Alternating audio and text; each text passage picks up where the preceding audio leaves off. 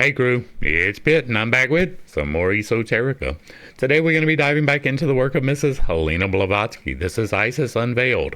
We are reading aloud and discussing as we go along the various points that are brought to light by the text. It's not the format for everyone, but some people seem to find enjoyment in it, so you are more than welcome to tag along as we continue our exploration.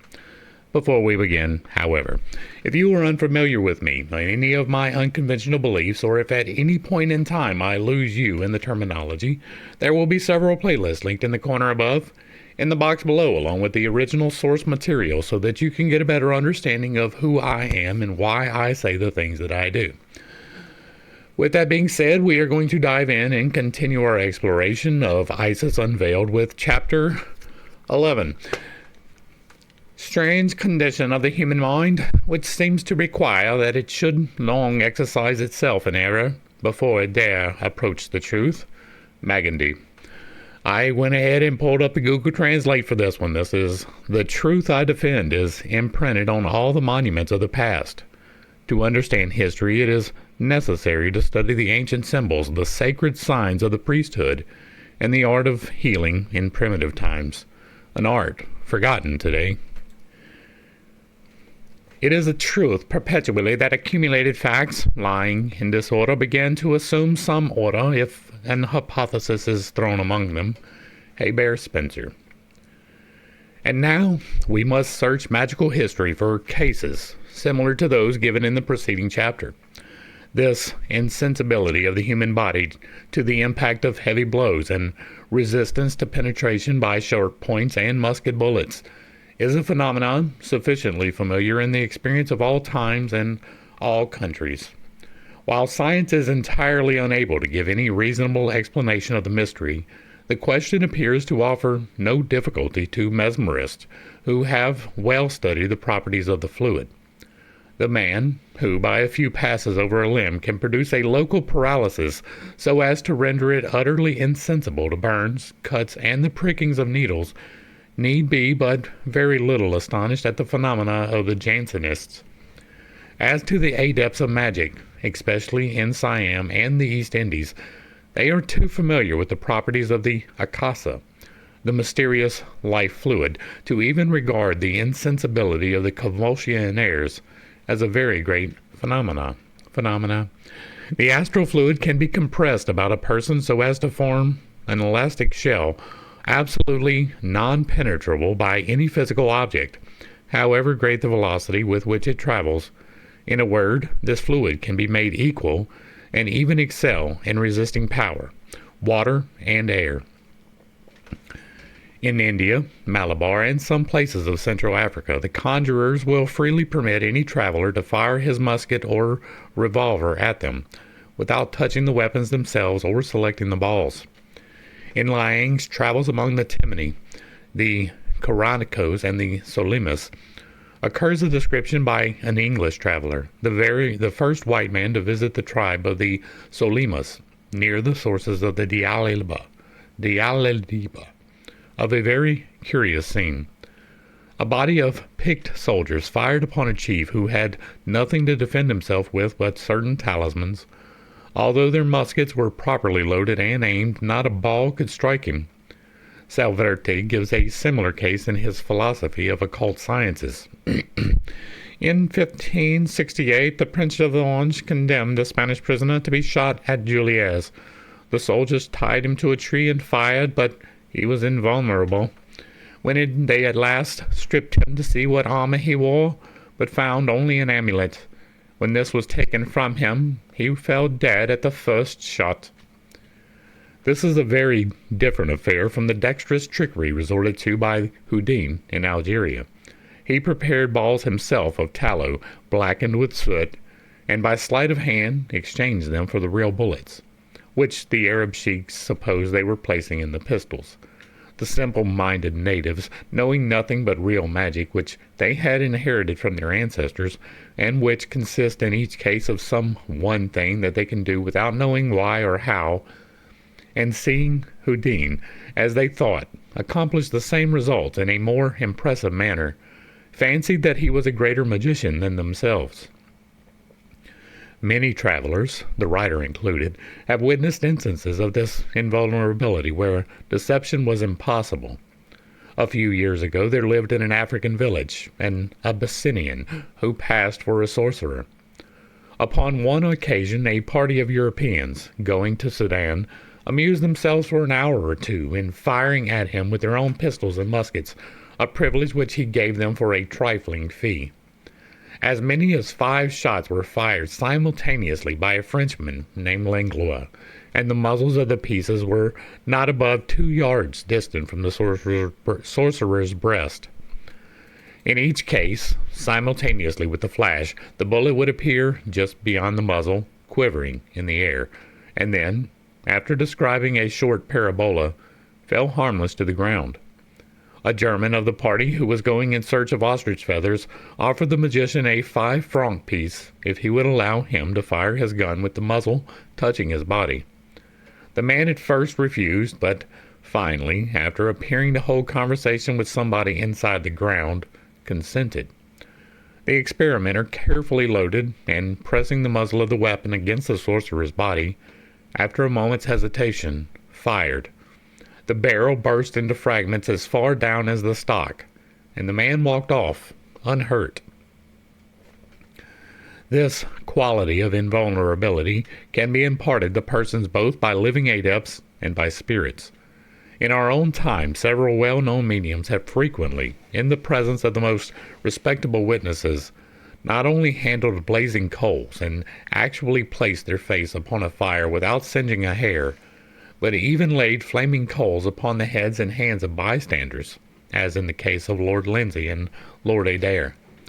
The well-known story of the Indian chief, who confessed to Washington that at Braddock's defeat he had fired his rifle at him 17 times at short range without being able to touch him, will recur to the reader in this connection. In fact, many great commanders have been believed by their soldiers to bear what is called a charmed life, and Prince Emil von Wittgenstein, a general of the Russian army, is said to be one of these. This same power which enables one to compress the astral fluid so as to form an impenetrable shell around one can be used to direct, so to speak, a bolt of the fluid against a given object with fatal force. Many a dark revenge has been taken in that way, and in such cases the coroner's inquest will never disclose anything but a sudden death, apparently resulting from heart disease, an apoplectic fit, or some other natural but still not veritable cause.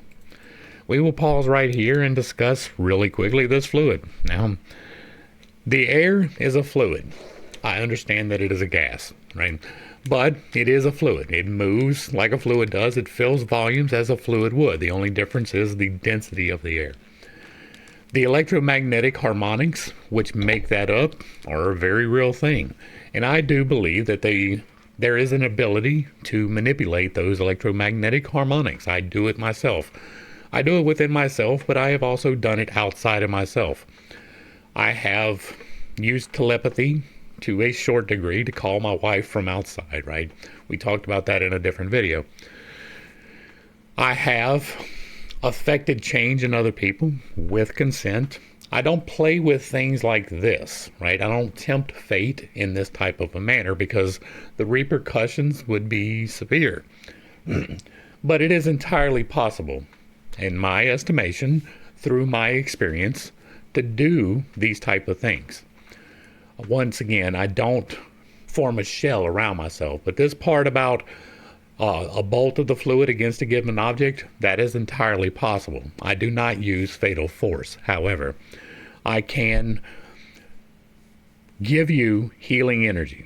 I can take my energy and push it into you, and it is a physical effect that you will feel, most likely. Like everybody I've done it to has. That can be suggestion, right? That is something that you have to keep in your mind. But the effects thereof have happened, right? If I was intending to heal someone and I push the energy into them, I heal them. The very first time that I actually did that thing was with a dog. Y'all may not remember my other dogs, right? You see these two here. I have my Merlin right here, and this is Sophie. But a couple years ago, a little over a year ago, we had two other dogs. We had Merlin, we had Paco, and we had Dee Dee. Now, Paco looked a lot like Sophie. He was a little black dog. But when he was a baby, he chased a car and he caught it. And that car crushed his skull. I could put my fist, like the size of my fist, a quarter inch into his head. Right? It was not open, but there was a dent, a divot, and it was as big as my fist. And that is, like, you can't tell scale in the camera really well, but my fist is not insignificant. I was able to use the power of prayer and what I do to healing. And it was fairly immediate. It happened really quickly. Now, it was not a complete healing. He still had a little bit of brain damage. He was not quite right for most of his life, but he was a good dog. Right? That was the first time I did that, but I've done that to people. I've done that in that manner to others. And so I don't discount this at all. I do not in any way, shape, or form condone using this for fatalism, right? By that I mean with the intention of someone becoming injured or harmed or dead at all. I think that is a very bad idea. It will absolutely repercuss according to the 8 laws of creation, and you will feel the effects of that. So take the ability and use it for positivity and not negativity, and it will greatly affect change in your life. I have healed myself through the same process. All right, back to the text. Many persons firmly believe that certain individuals possess the power of the evil eye. Again, something I believe in. The malocchio, or jettatura, is a belief which is prevalent throughout Italy and southern Europe. Now, it is important to note here, we're going to go ahead and pause again. You cannot put the evil eye on me. You can, however, put it on somebody unsuspecting or somebody who lends more power to that type of thing than I do. I'm protected. Right? It is part of the process by which I have been through. You cannot affect my energy. Not in a direct way or even in an indirect way like that without my consent. It is not a possibility. You cannot curse me. You cannot put something against me in any way, shape, or form and it actually work. I do not lend it the power, so it cannot have power over me. It's the same as fluoride, right? That everybody likes to think that fluoride is calcifying your pineal gland, and that is not what's happening. But if you believe that that's what's going on, then it's going to have the same effect. There is a veil over that eye, and you can awaken it. You can get rid of it all by yourself. And there is no amount of fluoride in the world that can calcify your eye. I mean, to think that you could be limited from what God intended you to do by some chemical that somebody put into something. None of those chemicals can have the effect unless you are ignorant, right? Ignorance is a big factor in many of these things. And if you are ignorant, then the things that people do with intention can have that effect upon you. If you are not, however, ignorant, if you are practicing the things that we talk about here, you can create your immunity to these things. Anybody that tries to curse me with an evil eye is going to feel some severe repercussions. Please don't attempt that type of thing. It is really bad, and you should definitely know the 8 laws of creation before you attempt to do any energy manipulation whatsoever. Remember that, please. Back to the text. The Pope is held to be possessed, perchance unconsciously, of that disagreeable gift. I doubt it's unconsciously. There is not a whole lot healthy about the Catholic Church. That may upset you. I have a tendency to step on toes when I discuss types of things of this nature. The very chamber in which the man sits is shaped to look like a snake. The accoutrements that they use, the various rituals that they have, none of them have anything to do with what Christ said. They are antithetical to whatever Christ was trying to do. And I hold a different valuation on what Christ was trying to do than what other people do. If you're unfamiliar with that, the Unconventional Bible Study is a good place for you. I am a deist. I used to be a Christian. That Bible study is the reason why I no longer follow the way that I did. The Pope, however, almost exclusively is a bad actor in most situations. There are persons who can kill toads by merely looking at them and even slay individuals. The malignance of their desire brings evil forces to a focus, and the death-dealing bolt is projected as though it were a bullet from a rifle. In 1864, in the French province of Le Var, near the little village of Brignot, lived a peasant named Jacques Pelletier, who made a living by killing birds by simple willpower. His case is reported by the well-known Dr. d'Alger, at whose request the singular hunter gave exhibitions to several scientific men of his method of proceeding. The story is told as follows. At about 15 or 20 paces from us, I saw a charming little meadowlark, which I showed to Jacques. "Watch him well, monsieur," said he. "He is mine." Instantly stretching his right hand towards the bird, he approached him gently.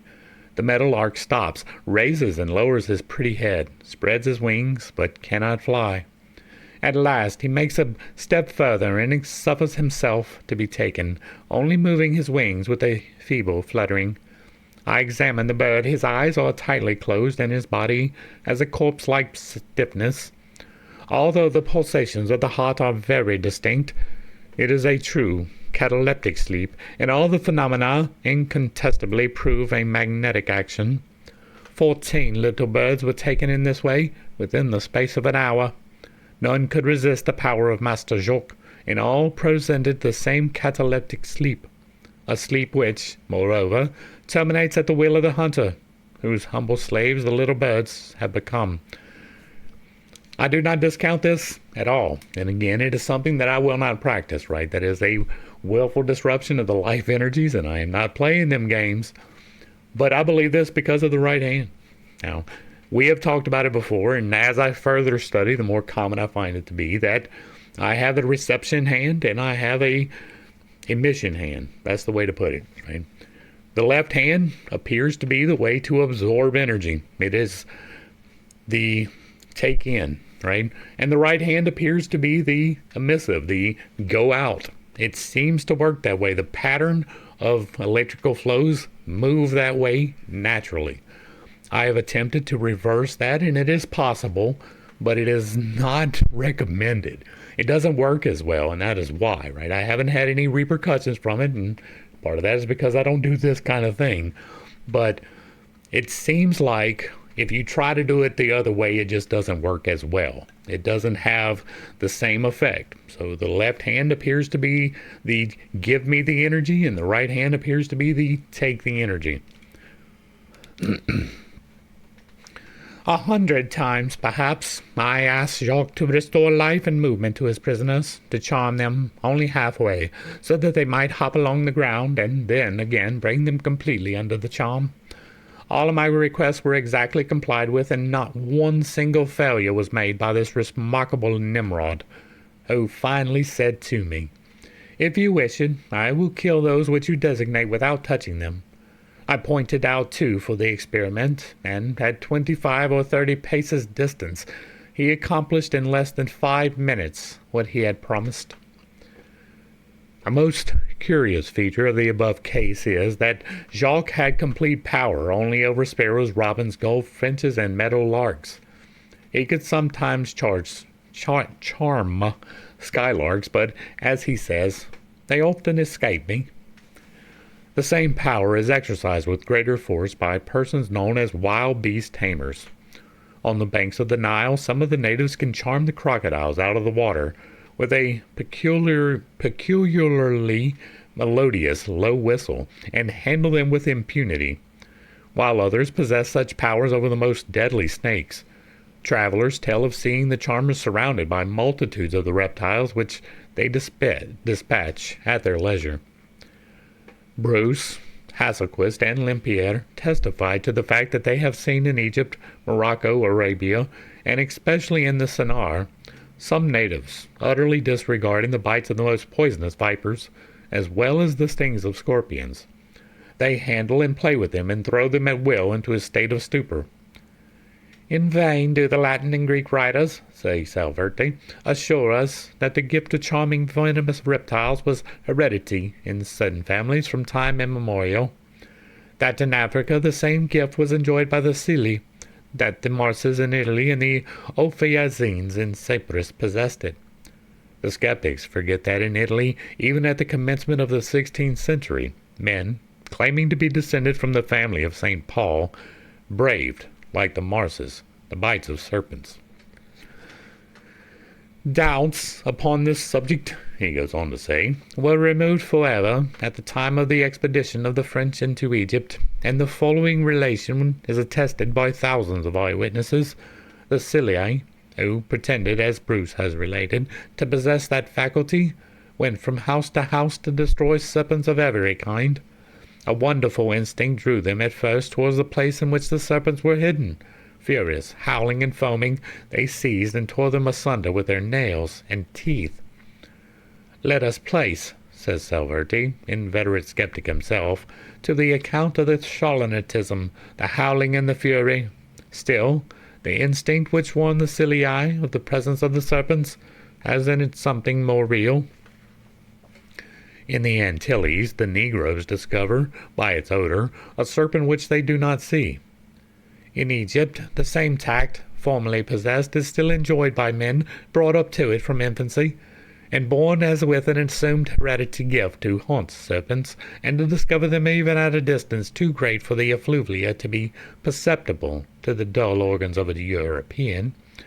The principal fact, above all others, the faculty, and rendering dangerous animals powerless, merely by touching them, remains well verified, and we shall, perhaps, never understand the nature of this secret, celebrated in antiquity, and preserved to our own time by the most ignorant of men.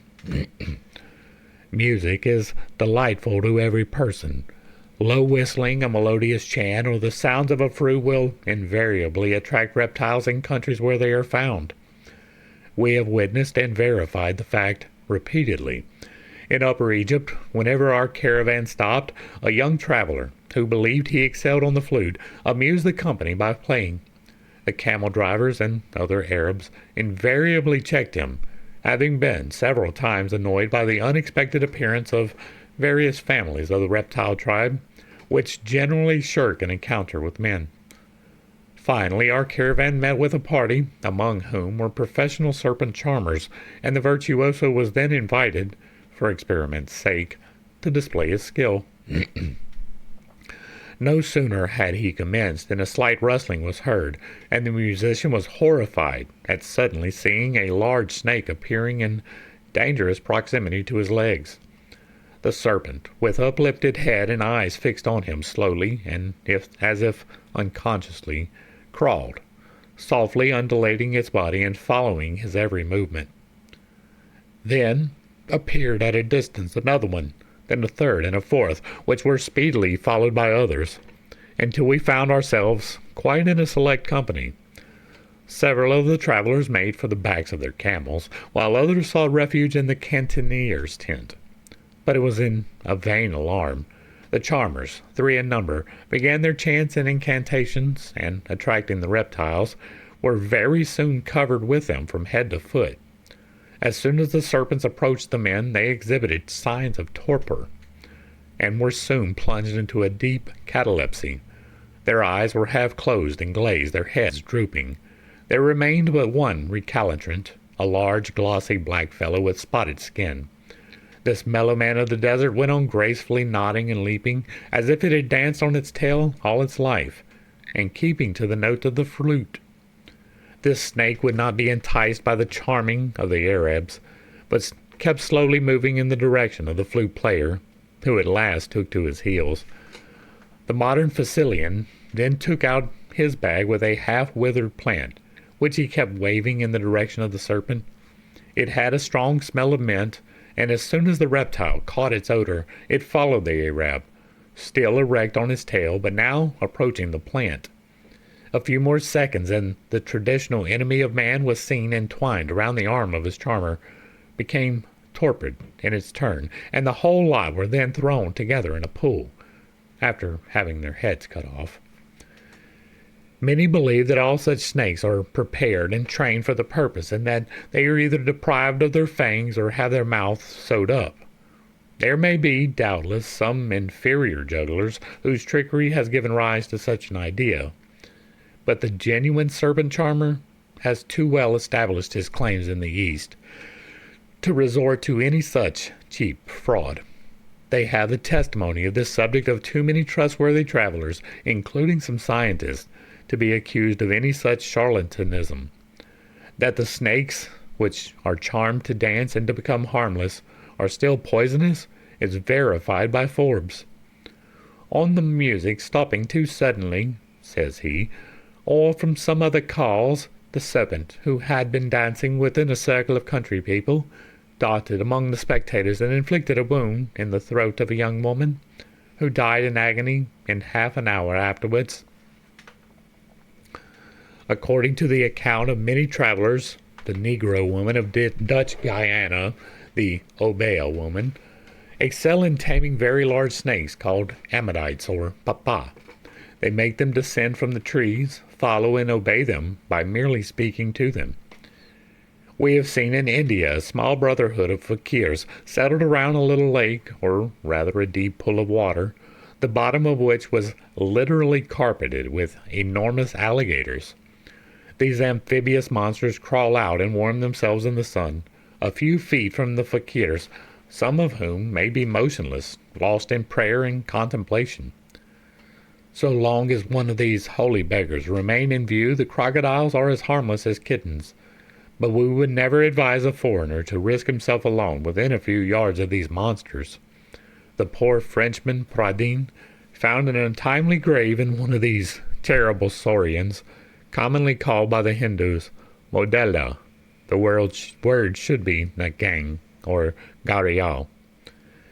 When Iamblichus, Herodotus, Pliny, and some other writers tells us of priests who cause asps to come forth from the altar of Isis, or of thaumaturgus taming with a glance the most ferocious animals, they are considered liars and ignorant imbeciles.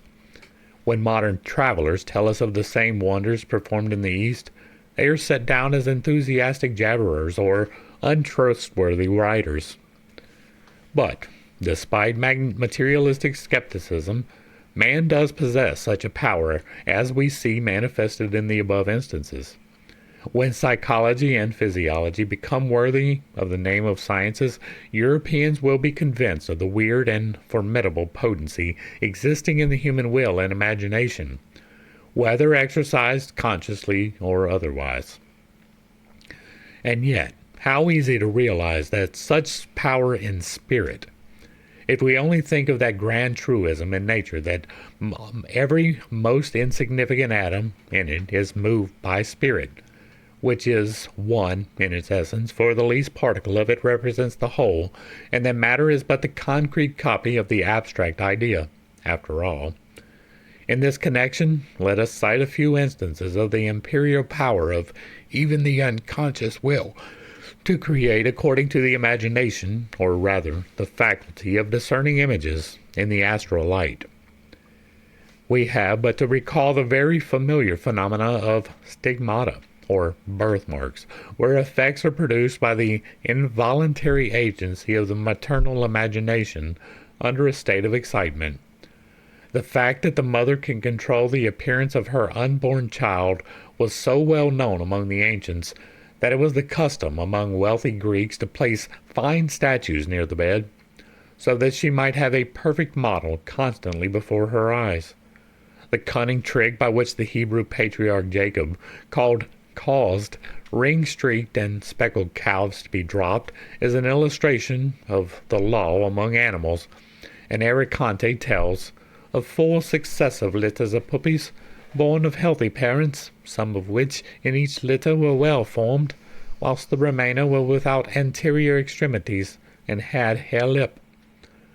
The works of Geoffrey St. Hilaire, Burdock, and Elam contain accounts of great numbers of such cases, and in Dr. Prosper Lucas's important volume, Sur la Heredité Naturelle, there are many. Elam quotes from Pritchard, an instance where the child of a Negro in white was marked with black and white color upon separate parts of the body. He adds, with laudable sincerity, "There are singularities of which, in the present state of science, no explanation can be given." It's called genetic heredity. It is a pity that his example was not more generally imitated. Among the ancients, Empedocles, Aristotle, Pliny, Hippocrates, and Galen, Marcus Damascenius, and others give us accounts quite as wonderful as our contemporary authors. In a work published in London in 1659, a powerful argument is made in refutation of the materialist by showing the potency of the human mind upon the subtle forces of nature. The author, Dr. Moore, views the fetus as if it were a plastic substance, which can be fashioned by the mother to an agreeable or disagreeable shape, to resemble some person or in part several persons, and to be stamped with the effigies, or as we might properly call it, astrograph, of some object vividly presented to her imagination. These effects may be produced by her voluntarily or involuntarily, consciously or unconsciously, feebly or forcibly, as the case may be. It depends upon her ignorance or knowledge of the profound mysteries of nature. Taking women in the mass and marking of the embryo may be considered more accidental than the result of design, and as each person's atmosphere in the astral light is peopled with the images of his or her immediate family, the sensitive surface of the fetus, which may almost be likened to a collodinized plate of a photograph, is as likely as not to be stamped with the image of a near or remote ancestor whom the mother never saw, but which at some critical moment came as if it were into the focus of nature's camera. Says Dr. Elam, "Near me is seated a visitor from a distant continent where she was born and educated. The portrait of a remote ancestress, far back in the last century, hangs upon the wall. In every feature one is an accurate presentiment of the other, although the one never left England, and the other was an American by birth and half parentage." Again, that is called genetics. That was not something that they understood then, right? Like, there was a slight understanding of natural selection. Like, Darwin had just really discovered this theory, and farmers had been using this for a long time, right? You take the best out of the crop, and therefore you get better crops. You breed the white rams with the white sheep, and you get white foals or lambs. Or you take the spotted ones and you breed them, and you get spotted. That's how that happened in the Bible, by the way. And so not understanding that lends a lot to superstition, right? So there was nothing being presented in this particular part of it. It is not attributable to genetics. That's not to say that you can't affect that, right? The fetus is highly malleable. It is entirely possible to affect things of a malleable nature. I don't think that I would ever attempt such a thing. The power of the imagination upon our physical condition, even after we arrive at maturity, is evinced in many familiar ways. In medicine, the intelligent physician does not hesitate to accord to it a curative or morbific potency greater than his pills and potions. He calls it the vis medicatrix naturae, and his first endeavor is to gain the confidence of his patient so completely that he can cause nature to extirpate the disease. Fear often kills, and grief has such a power over the subtle fluids of the body as not only to derange the internal organs, but even to turn their hair white. Ficinius mentions the signature of the fetus with the marks of cherries and various fruits, colors, hairs, and excrescences, and acknowledges that the imagination of the mother may transform it to a resemblance of an ape, pig, or dog, or any such animal. Marcus Damascenius tells of a girl covered with hair, and like our modern Julia Pastrana, furnished with a full beard. Guilliamus Peridinius of a child whose skin and nails resembled those of a bear. Baldunius ronsanius, of one born with a turkey's wattles. Parasus, of one with a head like a frog, and Avicenna, of chickens with hawks' heads. In the latter case, which perfectly exemplifies the power of the same imagination in animals, the embryo must have been stamped at the instant of conception, when the hen's imagination saw a hawk either in fact or in fancy. This is evident for Dr. Moore, who quotes the case on the authority of Avicenna. Remarks very appropriately that, as the egg in question might have been hatched 100 miles distant from the hen, the microscopic picture of the hawk impressed upon the embryo must have been enlarged and perfected itself with the growth of the chicken quite independently of any subsequent influence from the hen. Okay, I'm gonna say this, and nowadays it is not that uncommon, but back then it almost certainly had to be uncommon for eggs to travel hundreds of miles, right? Like, I just don't understand that. It is almost certain that like a few miles, yeah, you trade with your neighbors, but hundreds of miles with eggs? Like, there's too many chickens around. Cornelius Gemma tells of a child that was born with his forehead wounded and running with blood, the result of his father's threats towards his mother. With a drawn sword which he directed towards her forehead, Senoritius records the case of a pregnant woman who, seeing a butcher divide a swine's head with his cleaver, brought forth her child with his face cloven in the upper jaw, the palate and upper lip to the very nose. Cleft palates happen. In von Helmets, the Injectus Materialibus, some very astonishing cases are reported. The wife of a tailor at Mechlin was standing at her door and saw a soldier's hand cut off in a quarrel, which so impressed her as to bring on premature labor, and her child was born with only one hand, the other arm bleeding. In 1602, the wife of Marcus de Vogelier, a merchant of Antwerp, seeing a soldier who had just lost his arm, was taken in labor and brought forth a daughter with one arm struck off and bleeding, as in the first case. Von Helmont gives a third example of another woman who witnessed the beheading of 13 men by order of the Duc d'Alva. The horror of the spectacle was so overpowering that she suddenly fell into labor and brought forth a perfectly formed infant. Only the head was wanting, but the neck bloody as their bodies, as she beheld that they had their heads cut off. And that which does still advance the wonder is, that the hand, arm, and head of these infants were none of them to be found. I find those hard to believe, right? We do not still have that happening. Are children born without limbs? Yeah, all of the time. Is it even possible to bring forth a child at full term with no head? No, not in any way, shape, or form. It is not possible.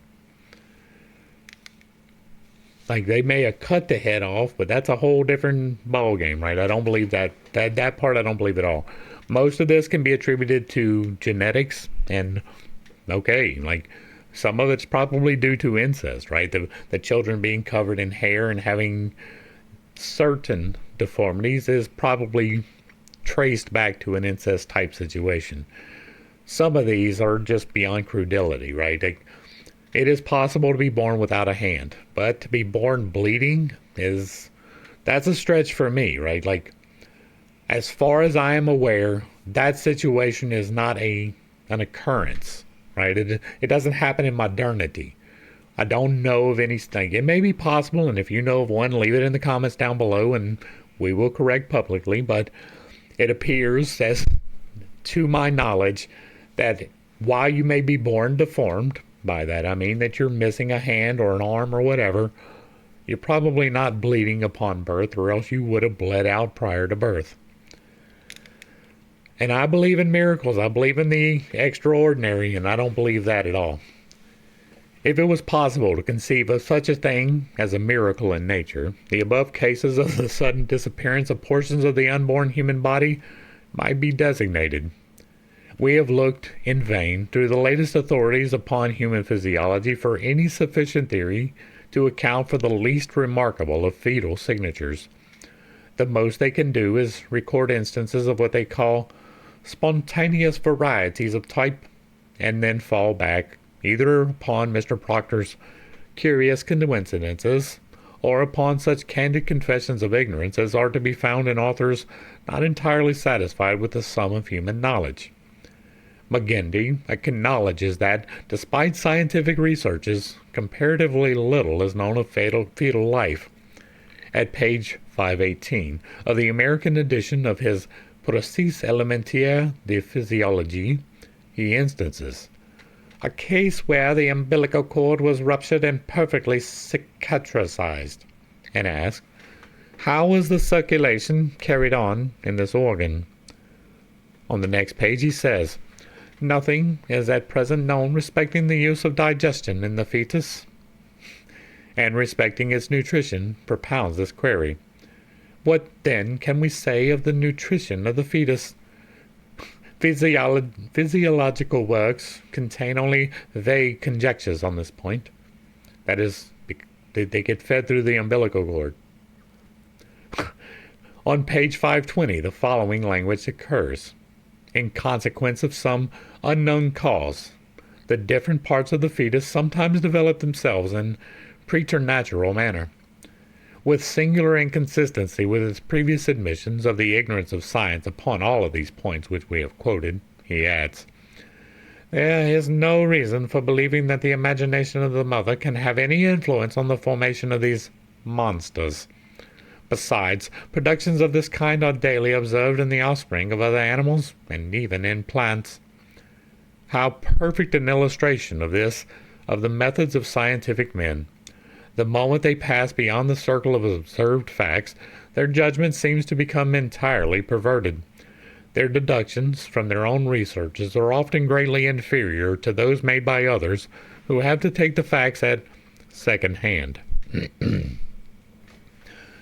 The literature of science is constantly furnishing examples of this truth, and when we consider the reasoning of materialistic observers upon psychological phenomena, the rule is strikingly manifest. Those who are soul-blind are as constitutionally incapable of distinguishing psychological causes from material effects as the colorblind are to select scarlet from black. Elam, without being in the least a spiritualist, nay, though an enemy to it, represents the belief of honest scientists in the following expressions. It is certainly inexplicable how matter and mind can act and react one upon the other. The mystery is acknowledged by all to be insoluble, and will probably ever remain so.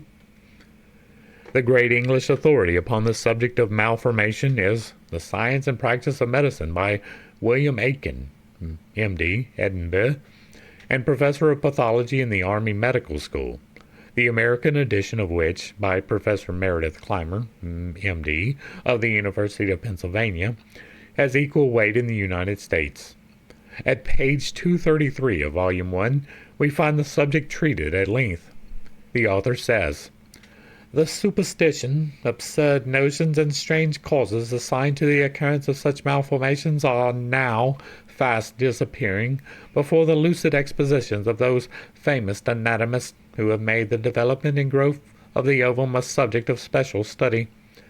It is sufficient to mention here the names J. Muller, Ratlike, Bischoff, St. Hilaire, Burdock, Allen Thompson, G. and W. Vrolik, Wolf, Mikkel, Simpson, Rokitansky, and von Amann as sufficient evidence that the truth of science will, in time, dismiss the mist of ignorance and superstition. One would think, from the complacent tone adopted by this eminent writer, that we were in possession, if not of the means of readily solving the intricate problem, of at least a clue to guide us through the maze of our difficulties. But in 1872, after profiting by all the labors and ingenuity of the illustrious pathologist above enumerated, we find him making the same confession of ignorance that expressed by Magendie in 1838. Nevertheless, says he, much mystery still enshrouds the origin of malformation. The origin of them may be considered in two main issues, namely, 1. Are they due to original malformation of the germ? 2. Or are they due to subsequent deformities of the embryo by causes operating on its development? With regard to the first issue, it is believed that the germ may be originally malformed or defective owing to some influence proceeding either from the female or from the male, as in the case of repeated procreation of the same kind of malformation by the same parents, deformities on either side being transmitted as an inheritance. Being unsupplied with any philosophy of their own account for the lesions, the pathologists, true to professional instinct, resort to negation. That such deformity may be produced by mental impressions on pregnant women, there is an absence of positive proof, they say. Moles, mother's marks, and cutaneous spots as ascribed to morbid states of the coats of the ovum, a very generally recognized cause of malformation, consist in impeded development of the fetus, the cause of which is not always obvious, but is for the most part concealed. Transient forms of the human fetus are comparable to persistent forms of many lower animals. Can the learned professor explain why? Hence, malformations resulting from arrest of development often acquire an animal-like appearance. Exactly. But why do pathologists inform us? Why do not pathologists inform us why it is so?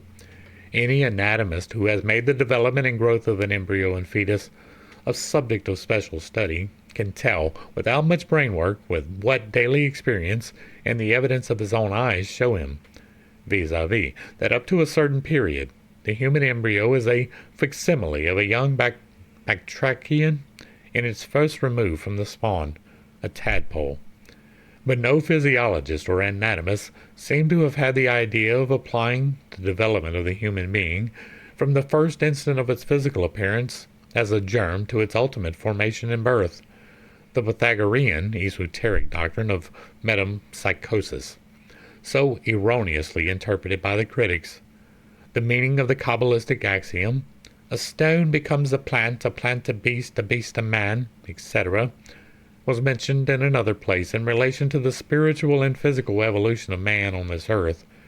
We will now add a few words more to make the idea clearer. What is the primitive shape of the future man? A grain or a corpuscle, says some physiologists. A molecule, an ovum of the ovum, says others. If it could be analyzed, by the spectroscope or otherwise, of what ought we to expect to find it composed? Analogically, we would say, of a nucleus of inorganic matter deposited from the circulation of the germination point, and united with a deposit of organic matter. In other words, this infinitesimal nucleus of the future man is composed of the same elements as a stone, of the same elements as the earth, which the man is destined to inhabit. Moses is cited by the Kabbalists as authority for the remark that it required earth and water to make a living being, and thus it may be said that man first appears as a stone. At the end of 3 or 4 weeks, the ovum has assumed a plant-like appearance, one extremity having become spheroidal, and the other tapering, like a carrot. Upon dissection it is found to be composed, like an onion, of very delicate laminae or coats, enclosing a liquid. The laminae approach each other at the lower end, and the embryo hangs from the root of the umbilicus, almost like a fruit from the bough. Exactly like a fruit from the bough. The stone has now become changed by metempsychosis into a plant. Then the embryonic creature begins to shoot out, from the inside outward, its limbs, and develops its features. The eyes are visible as 2 black dots. The ears, nose, and mouth form depressions, like the points of a pineapple, before they begin to project.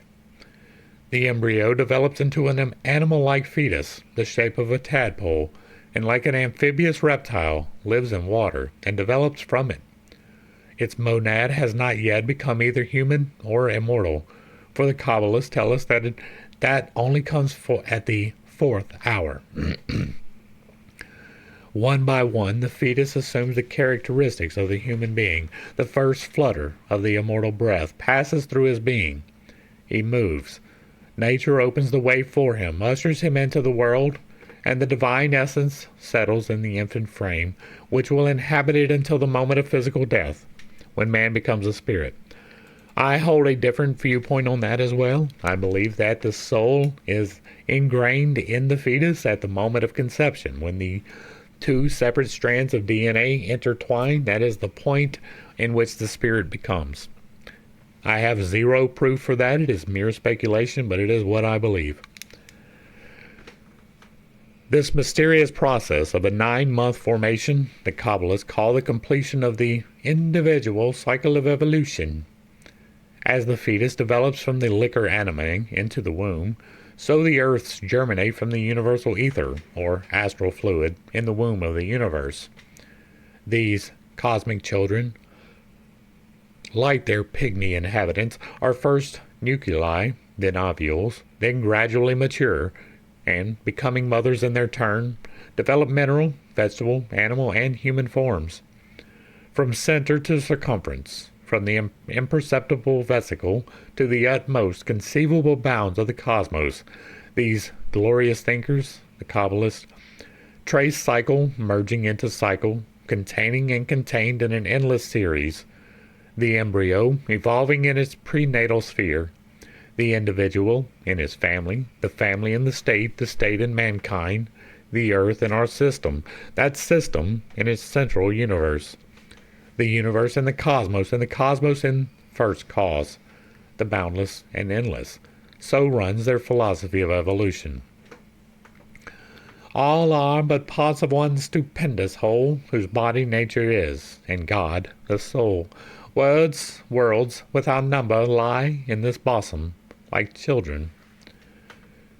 While unanimously agreeing that physical causes, such as blows, accidents, and bad quality of food for the mother, affect the fetus in a way which endangers its life, and while admitting again that moral causes, such as fear, sudden terror, violent grief, or even extreme joy, may retard the growth of the fetus or even kill it, many physiologists agree with Magendie as saying, "There is no reason for believing that the imagination of the mother can have any influence on the formation of monsters, and only because productions of this kind are daily observed in the production of other animals and even in plants."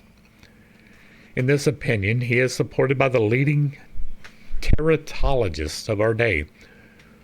Although Geoffroy St. Hilaire gives its name to the new science, its facts are based upon the exhaustive experiments of Bichat, who, in 1802, was recognized as the founder of analytical and philosophical anatomy. One of the most important contributions to tetralogical literature is the monograph of G. J. Fisher, M.D., of Sing Sing, New York, entitled Diplotalology, an essay on compound human monsters. This writer classifies monstrous fetal growths into their genera and species, accompanying the cases with reflections suggested by the peculiarities. Following St. Hilaire, he divides the history of the subject into the fabulous, the positive, and the scientific periods. It suffices for our purpose to say that in the present state of scientific opinion, 2 points are considered as established. 1. That the maternal mental condition has no influence on the production of monstrosities. 2. That most varieties of monstrosity may be accounted for on the theory of arrest and retardation of development.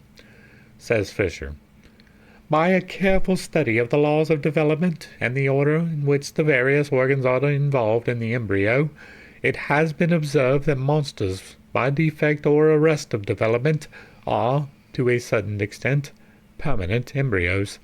The abnormal organs merely represent the primitive condition of formation, as it existed in an early stage of embryonic or fetal life.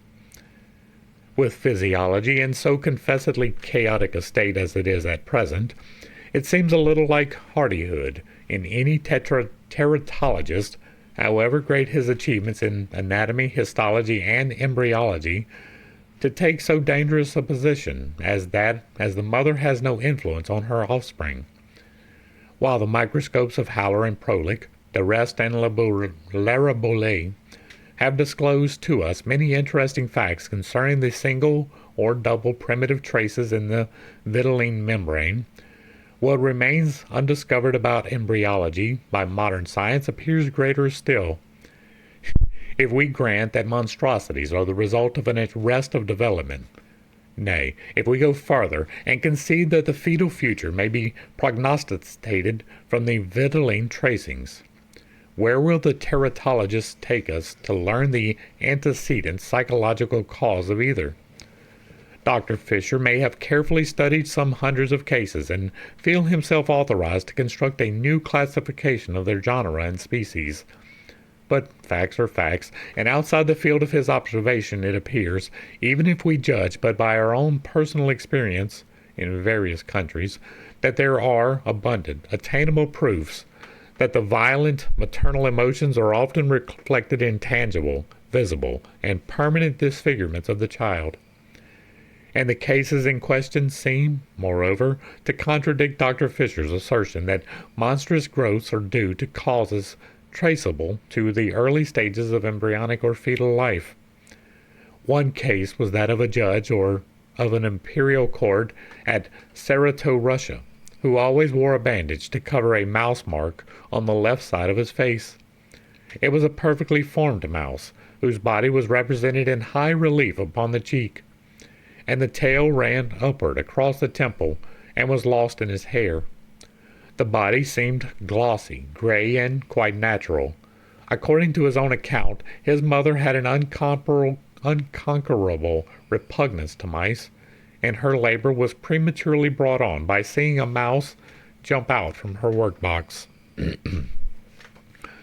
In another instance, of which the writer was a witness, a pregnant lady, within 2 or 3 weeks of her accouchement, saw a bowl of raspberries, and was seized with an irresistible longing for some, but denied.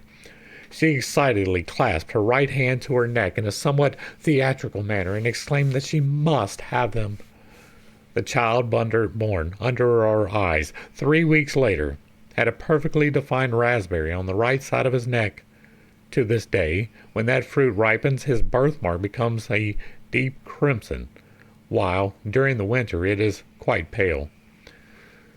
Such cases as these, which are familiar to many mothers of families, either in their personal experience or that of friends, carry conviction, despite the theories of all the teratologists of Europe and America. Because, forsooth, animals and plants are observed to produce malformations of their species as well as human beings. Magendie and his school infer that the human malformations of an identical character are not at all due to maternal imagination, since the former are not. If physical causes produce physical effects in the subordinate kingdoms, the inference is that the same rule must hold within ourselves. But an entirely original theory was broached by Professor Armour of the Long Island Medical College in the course of a discussion recently held in the Detroit Academy of Medicine. In opposition to the orthodox views which Dr. Fisher represents, Professor Armour says that malformations result from either one of 2 causes. 1. A deficiency or abnormal condition in the generative matter from which the fetus is developed. Or 2. Morbid influences acting on the fetus in utero. He maintains that the generative matter represents in its composition every tissue, structure, and form, and that there may be such a transmission of acquired structural peculiarities as would make the generative matter incapable of producing a healthy and equally developed offspring.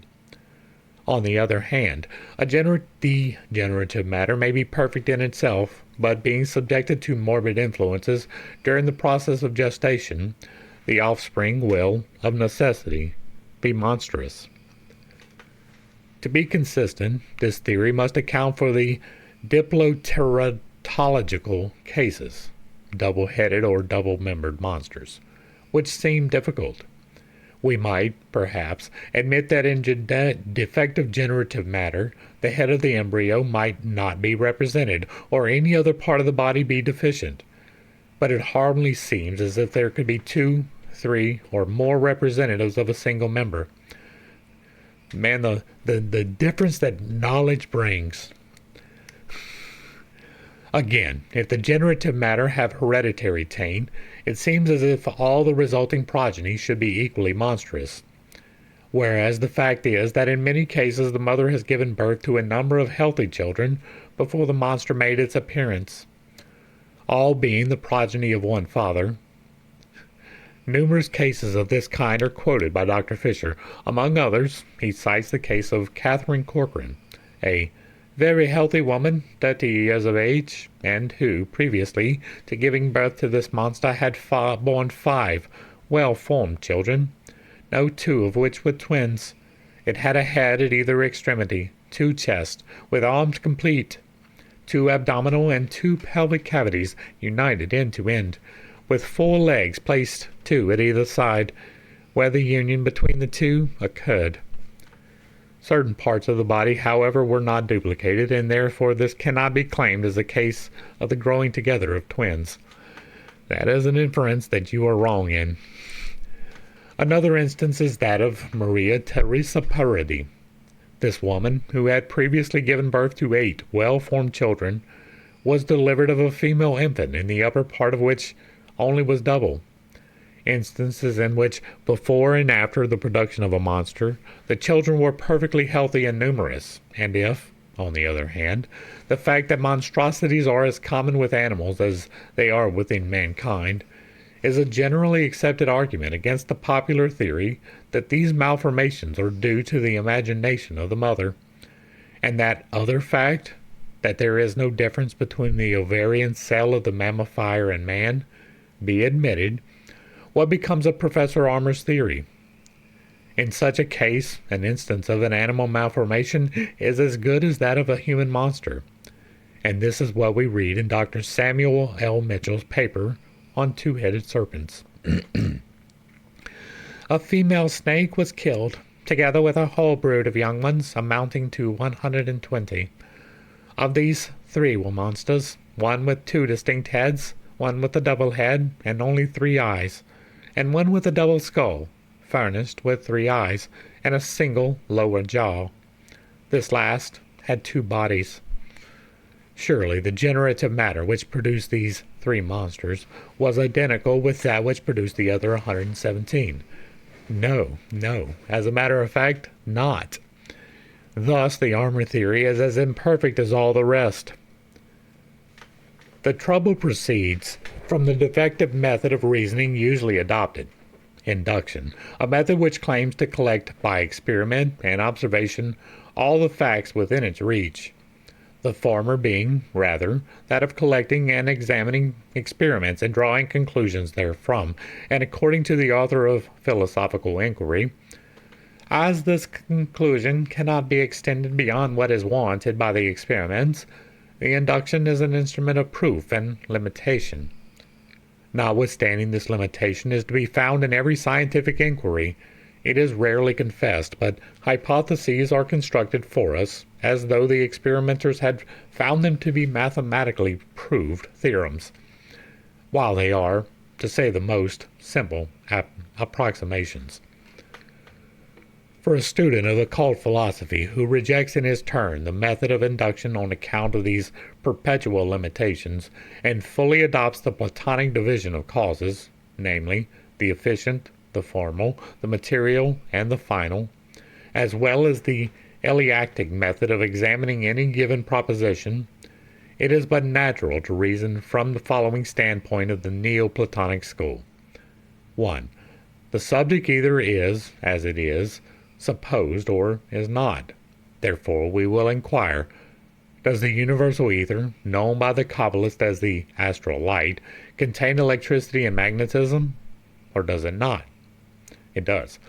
The answer must be in the affirmative, for exact science herself teaches us that these 2 convertible agents saturating both the air and the earth, there is a constant interchange of electricity and magnetism between them. The question number 1 being settled, we will now we will have now to examine what happens first to it with respect to itself, second, to it with respect to all other things, third, with all other things with respect to it, and fourth, to all other things with respect to themselves. First, with respect to itself, that inherent properties, previously latent in electricity, become active under favoring conditions, and that at one time the form of magnetic force is assumed by the subtle, all-pervading agent. At another, the form of electric force is assumed.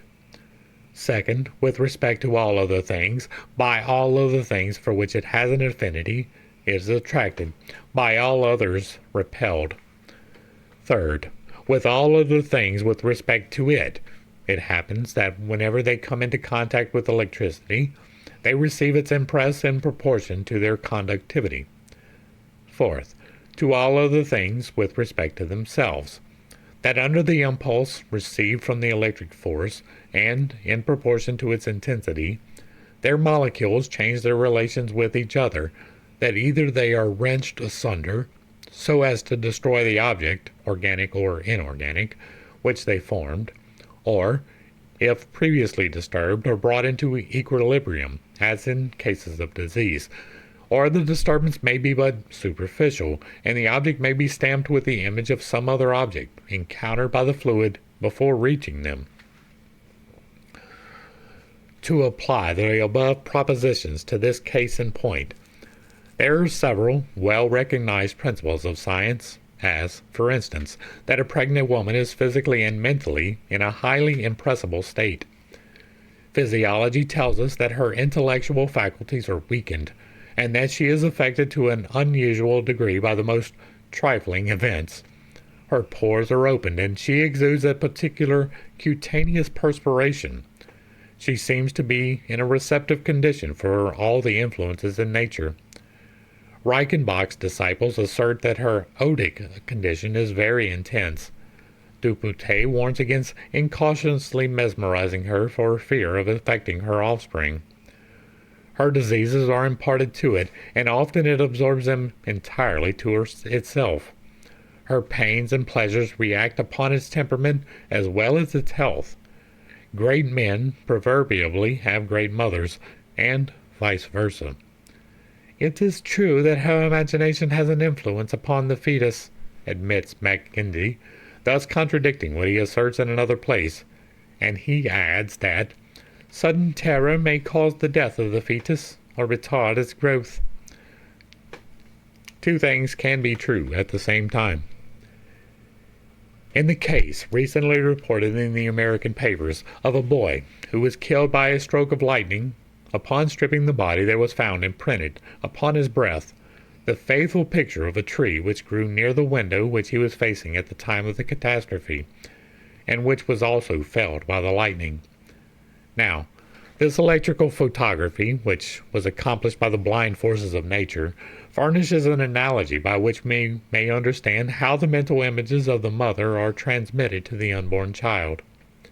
Her pores are opened.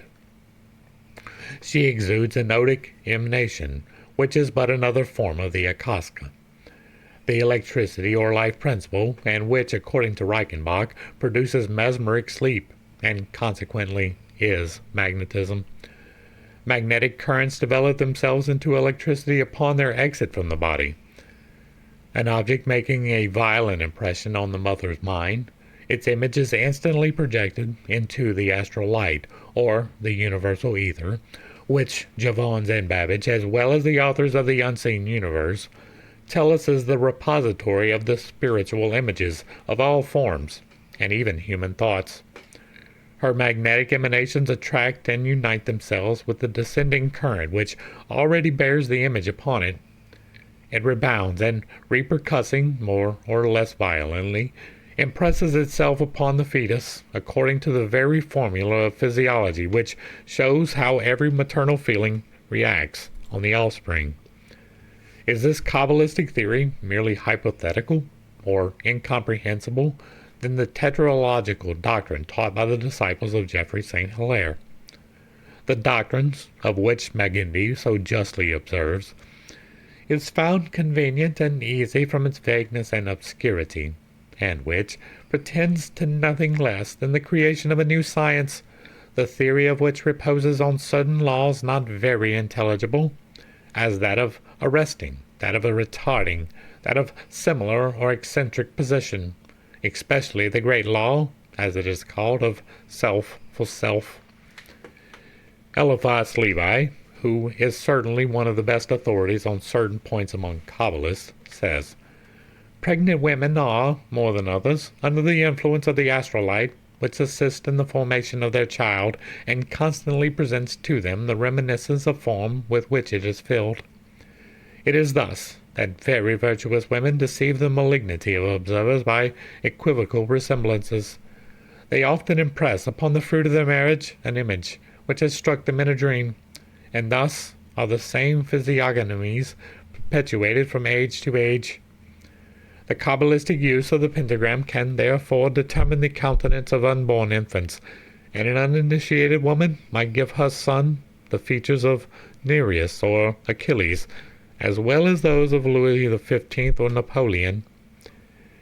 If it should confirm another theory, other than that of Dr. Fisher, he should be the last to complain, for, as he himself makes the confession, which his own example verifies, one of the most formidable obstacles to the advancement of science has ever been blind submission to authority. To untrammel the mind from the influence of a mere authority, that it may have free scope in the investigation of facts and laws which exist and are established in nature, is the grand antecedent necessary to the scientific discovery and permanent progress. I heard a quote in a podcast that all true science begins as heresy, and that is quite true.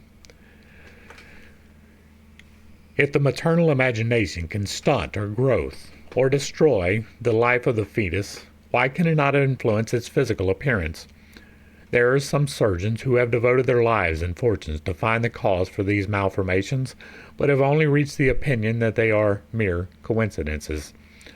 It should be also highly unphilosophical to say that animals are not endowed with imagination, and while it might be considered the agony of metaphysical speculation to even formulate the idea that members of the vegetable kingdom, say the mimosas and the group of insect catchers, have an instinct and even rudimentary imagination of their own, yet the idea is not without its advocates.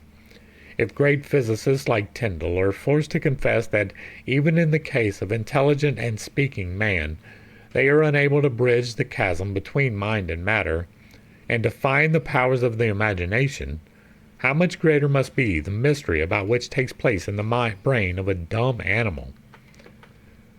What is imagination?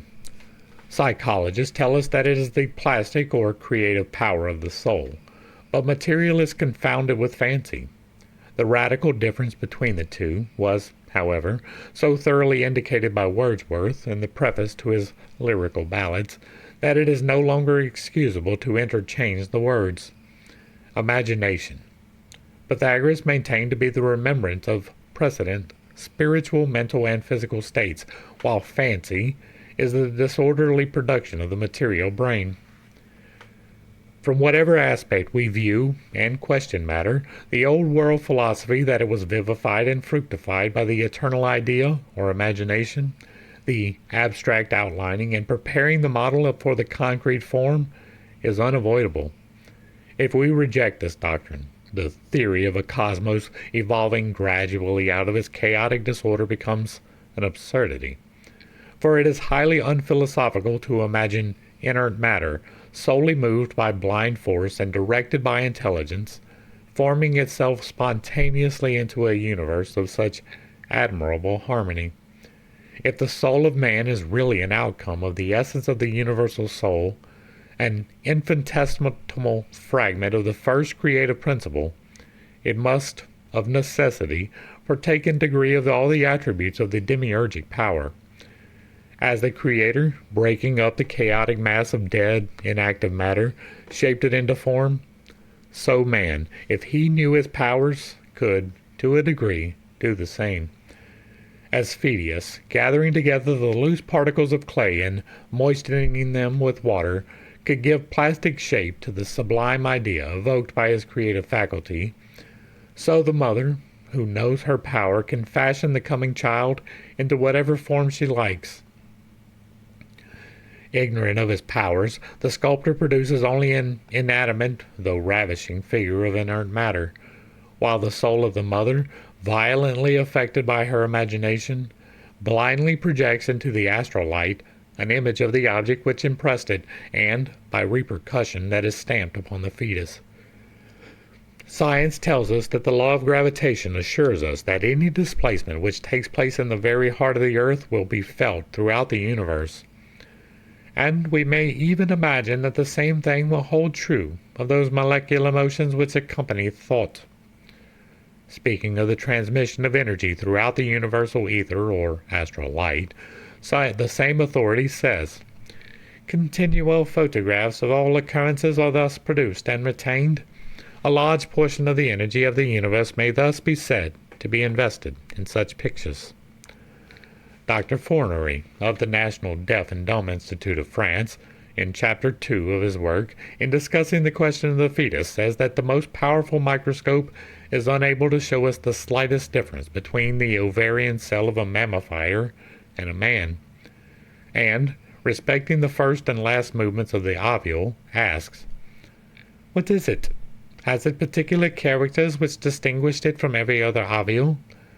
And justly answers, "Until now, science has not replied to these questions, and, without being a pessimist, I do not think that she ever will reply. From the day when her methods of investigation will permit her to surprise the hidden mechanism of the conflict of the principle of life with matter, she will know life itself and be able to produce it." True, we have discovered the reason why it is different. If our author had read the sermon of Père Félix, how appropriately he might utter his Amen to the priest's exclamation, "Mystery, mystery!" Let us consider the assertion of Magendie in the light of recorded instances of the power of imagination in producing monstrous deformities, where the question does not involve pregnant women. He admits that these occur daily in the offspring of the lower animals. How does he account for the hatching of chickens with hawk heads, except upon the theory that the appearance of the hereditary enemy acted upon the hen's imagination, which, in its turn, imparted to the matter composing the germ a certain motion, which, before expanding itself, produced the monstrous chicks?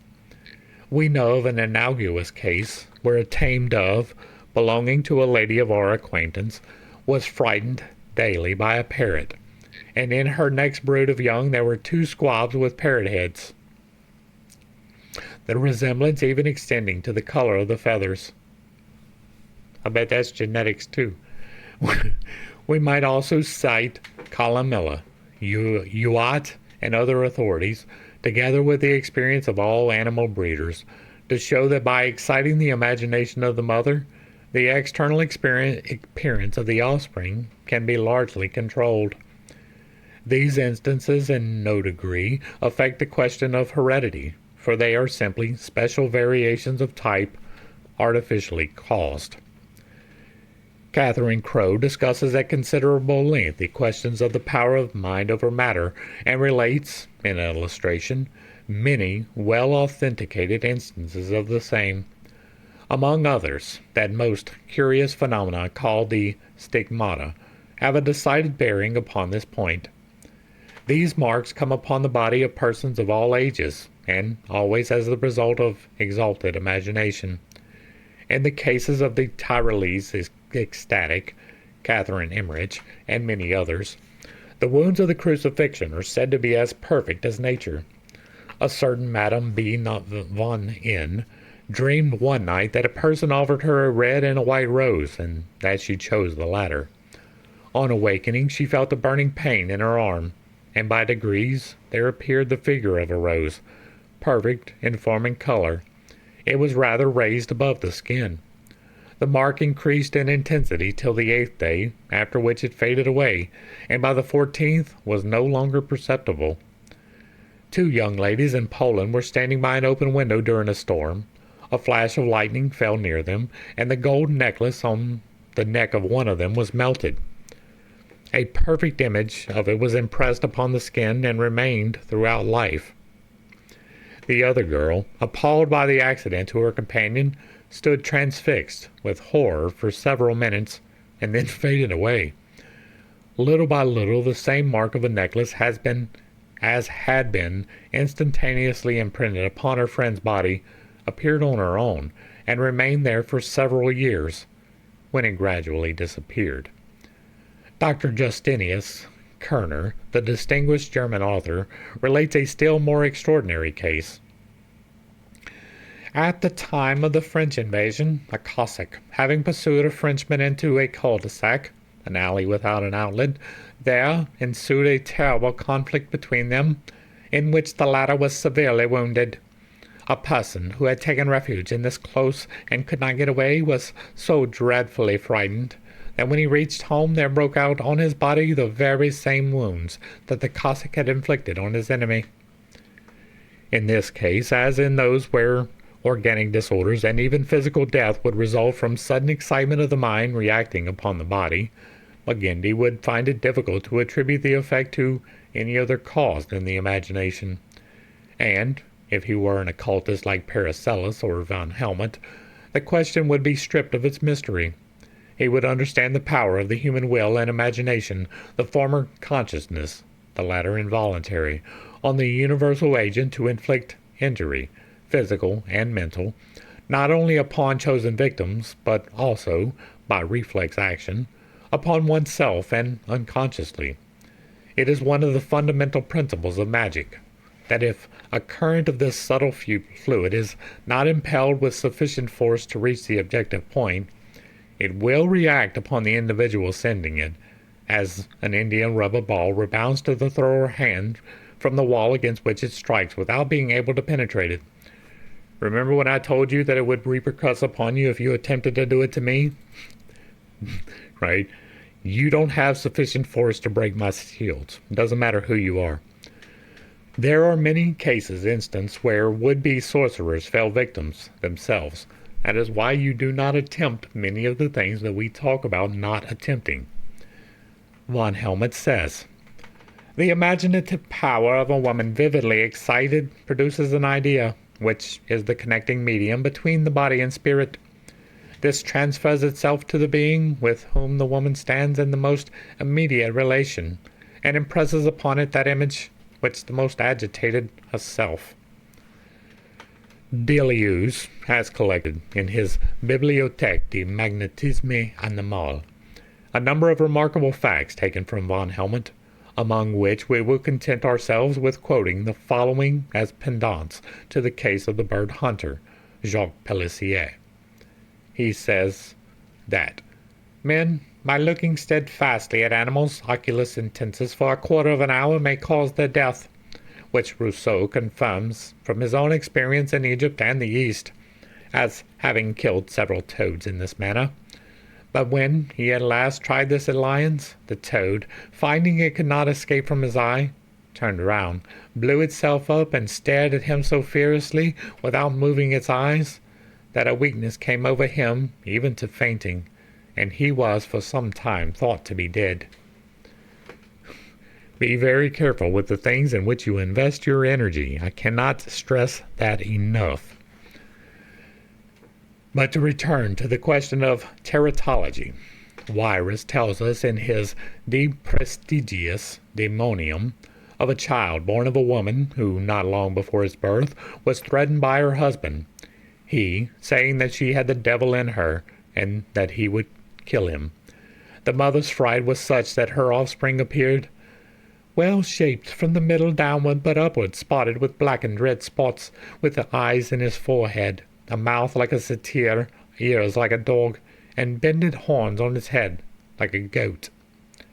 In a demonological work by Paramatius, There is a story of a monster born at St. Louis in the West Indies in the year 1573, the genuineness of which is certified to by the Duke of Medina Sidonia.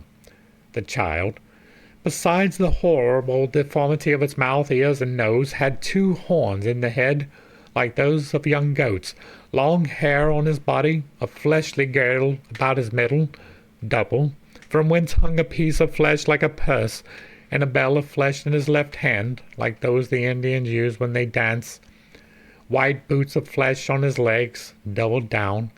In brief, the whole shape was horrid and diabolical, and conceived to proceed from some fright the mother had taken from the antic dances of the Indians.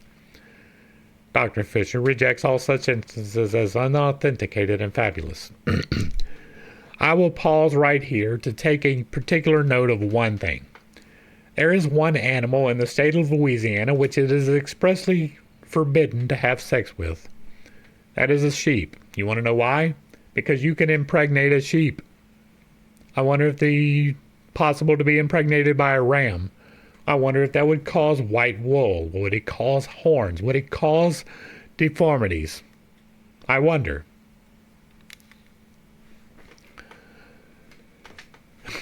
But we will not weary the reader with further selections from the multitude of teratological cases to be found recorded in the works of standard authors. And, by the way, it is illegal to have sex with all animals, but the sheep is particularly carved out, right? It is not allowed to have sex with animals. Period, the end. But there is special punishment in place for anyone who has sex with the sheep. The above suffice to show that there is reason to attribute these aberrations of physiological type to the mutual reaction of the maternal mind and the universal ether upon each other. Lest some should question the authority of von Helmont as a man of science, we will refer them to the work of Fournier, the well-known physiologist, where, at page 717, the following estimate of his character will be found. Von Helmont was a highly distinguished chemist. He had particularly studied aeriform fluids and gave them the name of gas. At the same time, he pushed his piety to mysticism, abandoning himself exclusively to a contemplation of the divinity. Von Helmont is distinguished above all his predecessors by connecting the principle of life directly and in some sort experimentally, as he tells us, with the most minute movements of the body. It is the incessant action of this entity, in no way associated by him with the material elements, but forming a distinct individuality that we cannot understand. Nevertheless, it is upon this entity that a famous school has laid its principal foundation. Von Helmont's principle of life, or archeus, is neither more nor less than the astral light of all the Kabbalists and the universal ether of modern science. If the more unimportant signatures of the fetus are not due to the imagination of the mother, to what other cause would McGinty attribute the formation of horny scales, the horns of goats, and the hairy coats of animals, which we have seen in the above instances, marking monstrous progeny? Surely there were no latent germs in these distinguishing features of the animal kingdom capable of being developed under a sudden impulse of the maternal fancy. In short, the only possible explanation is the one offered by the adepts in the occult sciences. Before we leave the subject, we wish to say a few words more respecting the cases where the head, arm, and hand were instantly dissolved, though it was evident that in each instance the entire body of the child had been perfectly formed. Of what is a child's body composed at its birth? The chemist will tell us that it comprises 12 pounds of solidified gas and a few ounces of ashy residuum, some water, oxygen, hydrogen, nitrogen, carbonic acid, a little lime, magnesium, phosphorus, and a few other minerals. That is all. 12 pounds, huh? Whence they came? How were they gathered together? How were these particles, which Mr. Proctor tells us are drawn in from the depths of space surrounding us on all sides, formed and fashioned into the human being? We have seen that it is useless to ask the dominant school, of which McGinty is an illustrious representative. For he confesses that they know nothing of the nutrition, digestion, or circulation of the fetus, and physiology teaches us that while the ovule is enclosed in the Graafian vesicle, it forms an integral part of the general structure of the mother. Upon the rupture of the vesicle, it becomes almost as independent of her for what is to build up the body of the future being as the germ in a bird's egg after the mother has dropped it in the nest. There certainly is very little in the demonstrated facts of science to contradict the idea that the relation of the embryonic child to the mother is much different from that of the tenant to the house, upon whose shelter he depends for health, warmth, and comfort. According to Democritus, the soul results from the aggregation of atoms, and Plutarch describes his philosophy as follows: that there are substances infinite in number, indivisible, undisturbed, which are without differences, without qualities, and which move in space where they are disseminated, that when they approach each other they unite, interlock, and form either aggregation, water, fire, a plant, or man. That all these substances, which he calls atoms by reason of their solidity, can experience neither change nor alteration. But, adds Plutarch, we cannot make a color of that which is colorless, nor a substance of soul of that which is without soul and without quality. Professor Balfour Stewart says that this doctrine, in the hands of John Dalton, has enabled the human mind to lay hold of the laws which regulate chemical changes, as well as to picture to itself what is there taking place. After quoting with approbation Bacon's idea that men are perpetually investigating the extreme limits of nature, he then erects a standard which he and his brother philosophers would do well to measure their behavior by. Surely we ought, says he, to be very cautious before we dismiss any branch of knowledge or train of thought as essentially unprofitable. Brave words these, but how many are the men of science who put them into practice? Democritus of Abdera shows us space, crammed with atoms, and our contemporary astronomers allow us to see how these atoms form into worlds, and afterwards into the races, our own included, which people them. Since we have indicated the existence of the power in the human will, which, by concentrating currents of those atoms upon an objective point, can create a child corresponding to the mother's fancy, why is it not perfectly credible that this same power put forth by the mother can, by an intense, albeit unconscious reversal of those currents, dissipate and obliterate any portion or even the whole of the body of her unborn child? And here comes in the question of false pregnancies, which have so often completely puzzled both physician and patient. If the head, arm, and hand of 3 children mentioned by von Helmont could disappear as a result of the emotion of horror, why not the same or some other emotion, excited in a like degree, cause the entire extinction of the fetus in so-called false pregnancy? Such cases are rare, but they do occur, and moreover baffle science completely. There certainly is no chemical solvent in the mother's circulation powerful enough to dissolve her child without destroying herself. There are teas that can do that. We commend the subject to the medical profession, hoping that, as a class, they will not adopt the conclusion of Fournier, who says, "In this succession of phenomena we must confine ourselves to the office of historian, as we have not even tried to explain the whys and wherefores of these things, for there lie in the inscrutable mysteries of life, and in proportion as we advance in our exposition, we will be obliged to recognize that this is to us forbidden ground." Within the limits of his intellectual capabilities, the true philosopher knows no forbidden ground, and should be content to accept no mystery of nature as inscrutable or inviolable.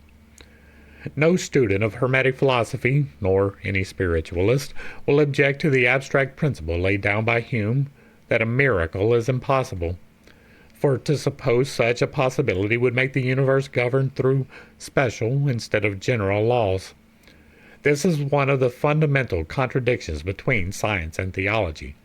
The former, reasoning upon universal experience, maintains that there is a general uniformity over the course of nature, while the latter assumes that the governing mind can be invoked to suspend general law to suit special emergencies. Says John Stuart Mill, "If we do not already believe in supernatural agencies, no miracle can prove to us their existence. The miracle itself, considered merely as an extraordinary fact, may be satisfactorily certified by our senses or by testimony, but nothing can ever prove that it is a miracle.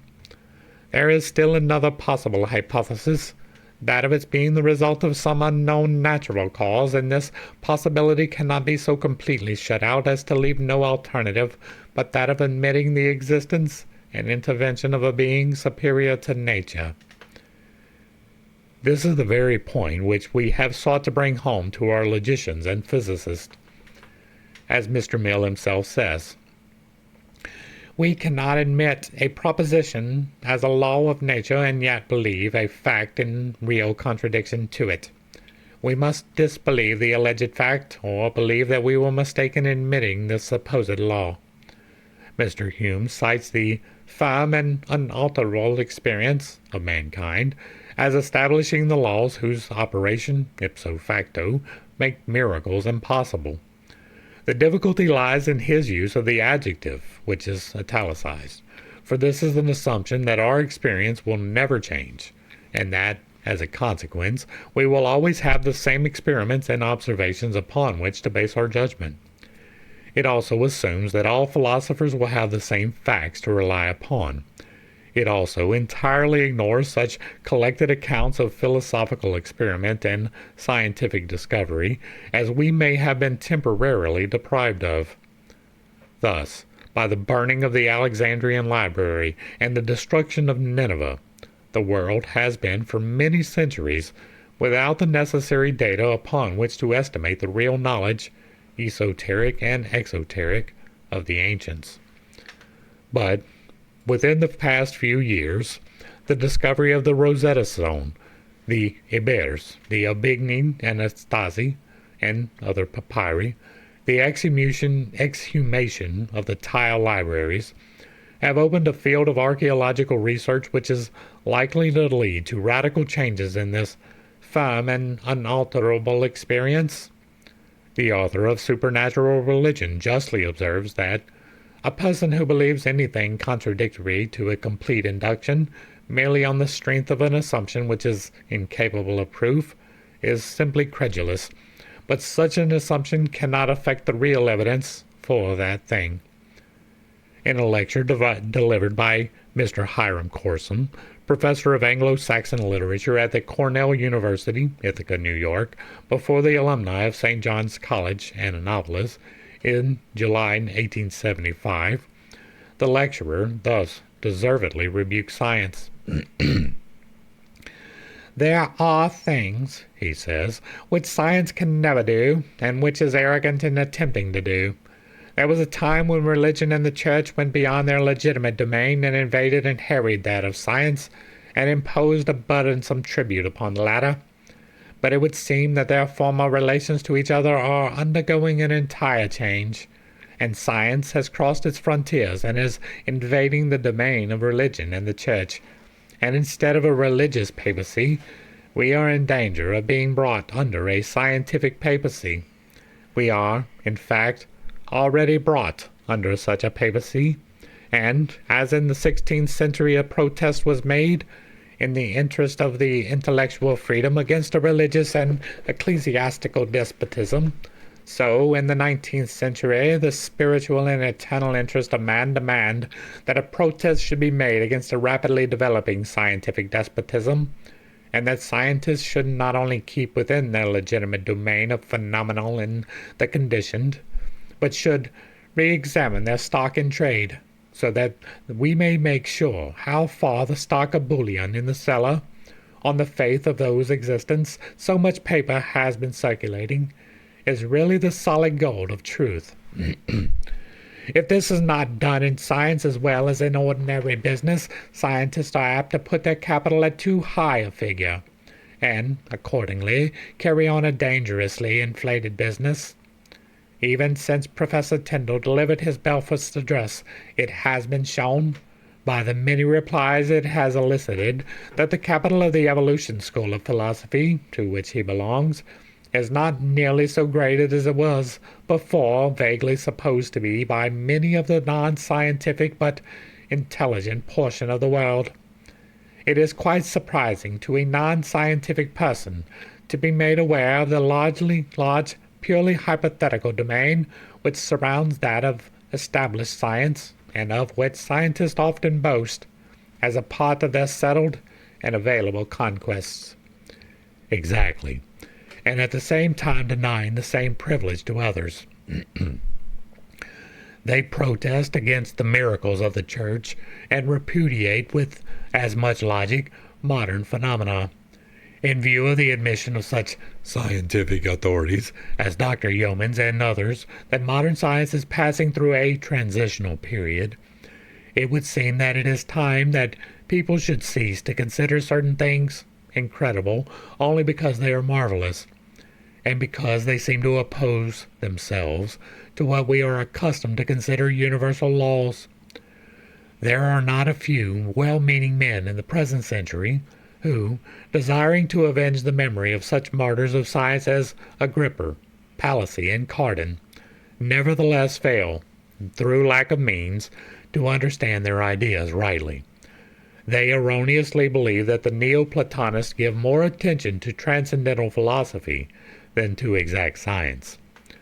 The failures that Aristotle himself so often exhibits, remarked Professor Draper, are no proof of the unreliability of his method, but rather of its trustworthiness. They are failures arising from a want of sufficiency of facts. What facts? We might inquire. A man of science cannot be expected to admit that these facts can be furnished by occult science, since he does not believe in the latter. Nevertheless, the future may demonstrate this verity. Aristotle has bequeathed his inductive method to our scientists, but until they supplement it with the universals of Plato, they will experience still more failures than the great tutor of Alexander. The universals are a matter of faith only so long as they cannot be demonstrated by reason and based on uninterrupted experience. Who of our present-day philosophers can prove by this same inductive method that the ancients did not possess such demonstrations as a consequence of their esoteric studies? Their own negations, unsupported as they are by proof, sufficiently attest that they do not always pursue the inductive method they so much boast of. Obliged as they are to base their theories nolens volens on the groundwork of the ancient philosophers, their modern discoveries are but the shoots put forth by the germs planted by the former. And yet, even these discoveries are generally incomplete, if not abortive. Their cause is involved in obscurity, and their ultimate effect unforeseen. We are not, says Professor Yeomans, to regard the past theories as merely exploded errors, nor present theories as final. The living and growing body of truth has only mantled its old integuments in the process of a higher and more vigorous state. This language, applied to modern chemistry by one of the first philosophical chemists and most enthusiastic scientific writers of the day, shows the transitional state in which we find modern science. But what is true of chemistry is true of all of its sister sciences. Since the advent of spiritualism, physicians and pathologists are more ready than ever to treat great philosophers like Paracelsus and von Helmont as superstitious quacks and charlatans, and to ridicule their notions about the archaeus or animi mundi, as well as the importance they gave to the knowledge of machinery of the stars. And yet, how much of the substantial progress has medicine effected since the days when Lord Bacon classed it among the conjectural sciences?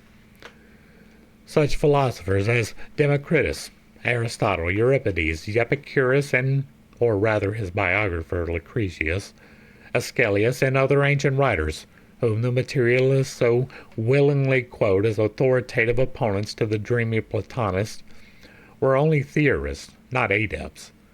The latter, when they did right, either had their works burned by Christian mobs, or they worded them in a way to be intelligible only to the initiated. Who of their modern detractors can warrant that he knows all about what they knew? Diocletian alone burned whole libraries of works upon the secret arts. Not a manuscript treating on the art of making gold and silver escaped his wrath of this unpolished tyrant. Arts and civilization had attained such a development at what is now termed the Archaic Ages that we learn through Champollion and that Ethothi, the second king of the first dynasty, wrote a work on anatomy, and the king Nietzsche on astrology and astronomy. Blantasus and Centurus were two learned geographers of those pre-Mosaic days. Alien speaks of the Egyptian Iacus, whose memory was venerated for centuries for his wonderful achievements in medicine. He stopped the progress of several epidemics merely with certain fumigations. A work of Apollonides, surnamed Arapios, is mentioned by Theophilus, Patriarch of Antioch, entitled The Divine Book, and given the secret biography and origin of all the gods of Egypt. And Ammonaeus Marcellius speaks of a secret work in which was noted the precise age of the bull Apis, a key to many a mystery and cyclic calculation. What has become of all these books, and who knows? And who knows the treasures of learning they might have contained? We know but one thing for a certainty, and that is that pagan and Christian vandals destroyed such literary treasures wherever they could find them, and that the Emperor Alexander Severus went all over Egypt to collect the sacred books on mysticism and mythology, pillaging every temple, and that the Ethiopians, old as were the Egyptians in arts and sciences, claimed a priority of antiquity as well as of learning over them. As well they might, for they were known in India at the earliest dawn of history. And we also know that Plato learned more secrets in Egypt than he was allowed to mention, and that, according to Champollion, all that is really good and scientific in Aristotle's work, so prized in our day by modern inductionists, is due to his divine master, and that, as a logical sequence, Plato, having imparted the profound secrets he had learned from the priest of Egypt to his initiated disciples orally, who in their turn passed it from one generation to another of adepts, the latter know more of the occult powers of nature than our philosophers of the present day. And here we may as well mention the works of Hermes Trismegistus. We have contained in the ancient lore playlist several works from Hermes Trismegistus, who or how may have had the opportunity to read them as they were in the Egyptian sanctuaries. In his Egyptian Mysteries, Iamblichus attributes to Hermes 1,100 books, and Seleucus reckons no less than 20,000 of his works before the period of Menes. It is important to note that many people wrote under Hermes that may not necessarily have been the person if he ever existed. Eusebius saw but 42 of these in his time, he says, and the last of the 6 books on medicine treated on that art as practiced in the darkest ages, and Diodorus says that it was the oldest of the legislators, Menes, the third successor of Menes, who received them from Hermes. Of such manuscripts as have descended to us, most are but Latin retranslations of Greek translations, made principally by the Neoplatonists from the original books preserved by some adepts. Marsilius Finicus, who was the first to publish them in Venice in 1488, has given us mere extracts, and the most important portions seem to have been either overlooked or purposely omitted as too dangerous to publish in those days of auto da fe. And so it happens now that when a Kabbalist, who has devoted his whole life to studying occultism and has conquered the great secret, ventures to remark that the Kabbalah alone leads to the knowledge of the absolute and the infinite, and the indefinite and the finite, He is laughed at by those who, because they know the impossibility of squaring the circle as a physical problem, deny the possibility of its being done in the metaphysical sense. Psychology, according to the greatest authorities on the subject, is a department of science hitherto almost unknown. Physiology, according to Fournier, one of its French authorities, is in so bad a condition as to warrant his saying in the preface to his erudite work, Physiologie du Système Nerveux, that we perceive at last that not only is the physiology of the brain not worked out, but also that no physiology whatever of the nervous system exists. Chemistry has been entirely remodeled within the last few years. Therefore, like all new sciences, the infant cannot be considered as very firm on its legs. Geology has not yet been able to tell anthropology how long man has existed. Astronomy, the most exact of sciences, is still speculating and bewildered about cosmic energy and many other things as important. In anthropology, Mr. Wallace tells us there exists a wide difference of opinion on some of the most vital questions respecting the nature and origin of man. Medicine has been pronounced by various eminent physicians to be nothing better than scientific guesswork. Everywhere incompleteness, nowhere perfection.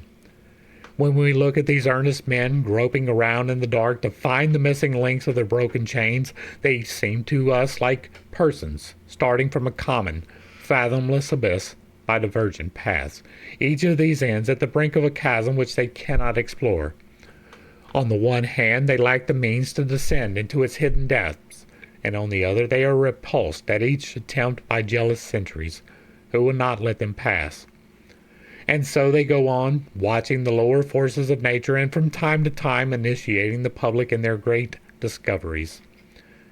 Did they not actually pounce upon the vital force and catch her playing in her game of correlation with chemical and physical forces? Indeed they did.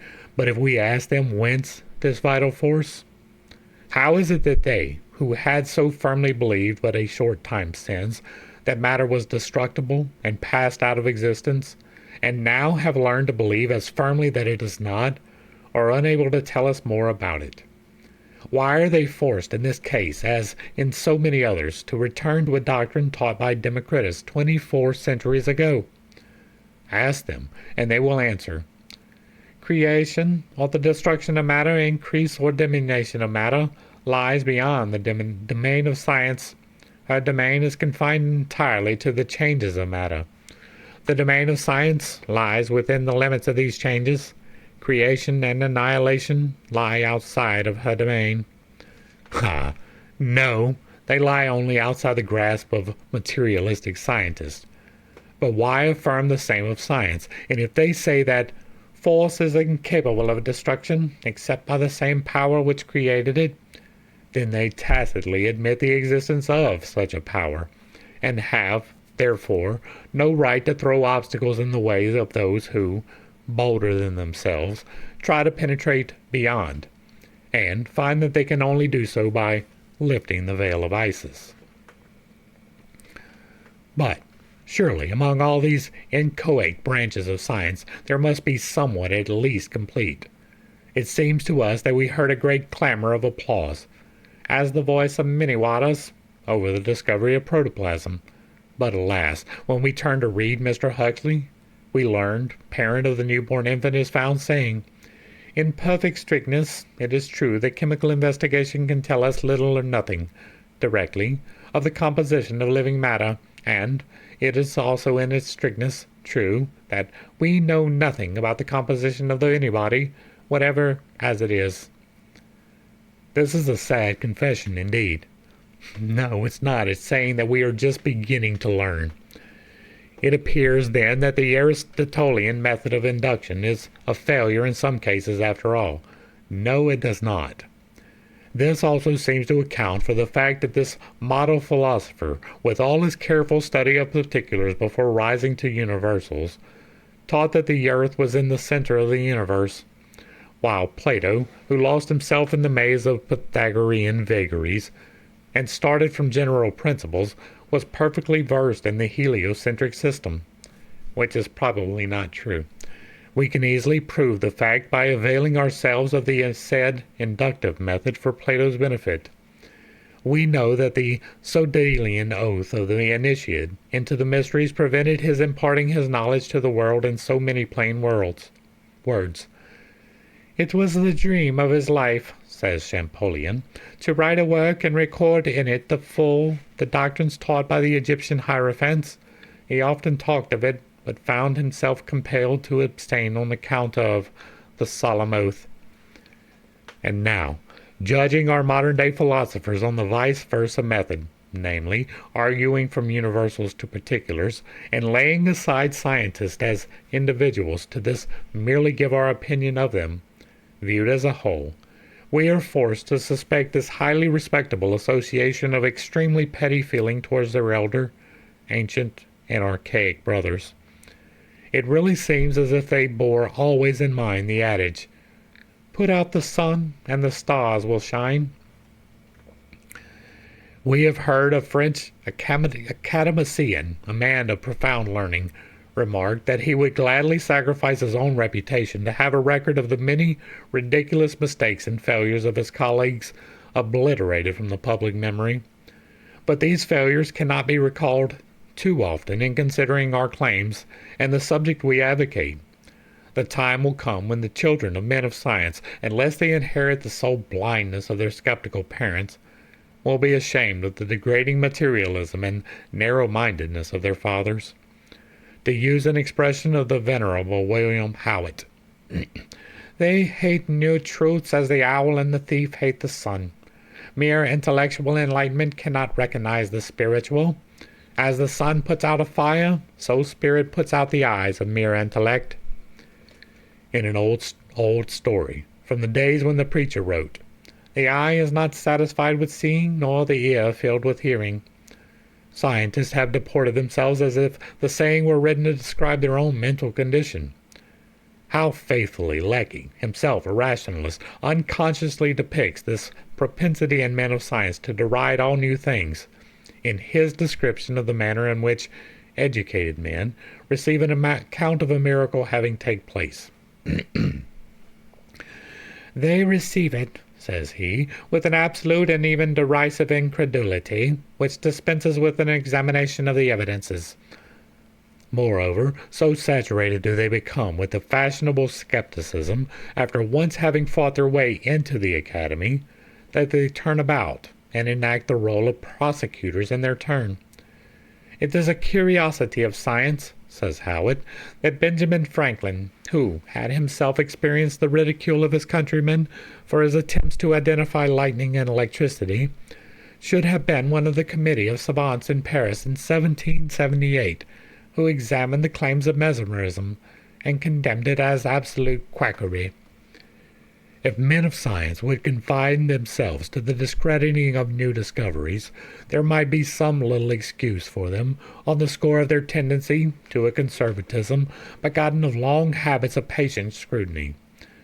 But they not only set up claims to originality not warranted by fact, but contemptuously dismiss all allegations that the people of ancient times knew as much and even more than themselves. Pity that in each of their laboratories there is not suspended from this text in Ecclesiastes. Is there anything whereof it may be said, See, this is new, it hath been already of old time, which was before us. In the verse which follows, the one here quoted, the wise man says, There is no remembrance of former things, so that this utterance may account for every new denial. Mr. Meldrum may exact praise for his meteorological observation of cyclones in the Moratorius, and Mr. Baxendale of Manchester talk learnedly of the convection currents of the earth, and Dr. Carpenter and Commander Maury map out for us the equatorial current, and Professor Henry show us how the moist wind deposits its burden to form rivulets and rivers, only to be again rescued from the ocean and returned to the hilltops. But hear what Koheleth says. The wind goeth toward the south, and turneth about unto the north, and whirleth about continually. And the wind returneth again, according to his circuits. All the rivers run into the sea, and yet the sea is not full. Unto the place from whence the rivers come, thither they return again. The philosophy of the distribution of heat and moisture by means of ascending and descending currents between the equator and the poles has a very recent origin. But here has the hint been lying unnoticed in our most familiar book for nearly 3,000 years. And even now, in quoting it, we are obliged to recall the fact that Solomon was a Kabbalist, and, in the above text, simply repeats what was written thousands of years before his time. Cut off as they are from the accumulation of facts in one half of the universe, and that the most important, modern scholars are naturally unable to construct a system of philosophy which will satisfy themselves, let alone others. They are like men in a coal mine who work all day and emerge only at night, and, being thereby unable to appreciate or understand the beauty and glory of the sunshine. Life to them measures in the term of human activity, and the future presents to their intellectual perception only an abyss of darkness. No hope of an eternity of research, achievement, and consequent pleasure softens the asperities of present existence, and no reward is offered for exertion but the bread-earning of today, and the shadowy and profitless fancy that their names may not be forgotten for some years after the grave is closed over their remains. Death to them means extinction of the flame of life and the dispersion of the fragments of the lamp over boundless space.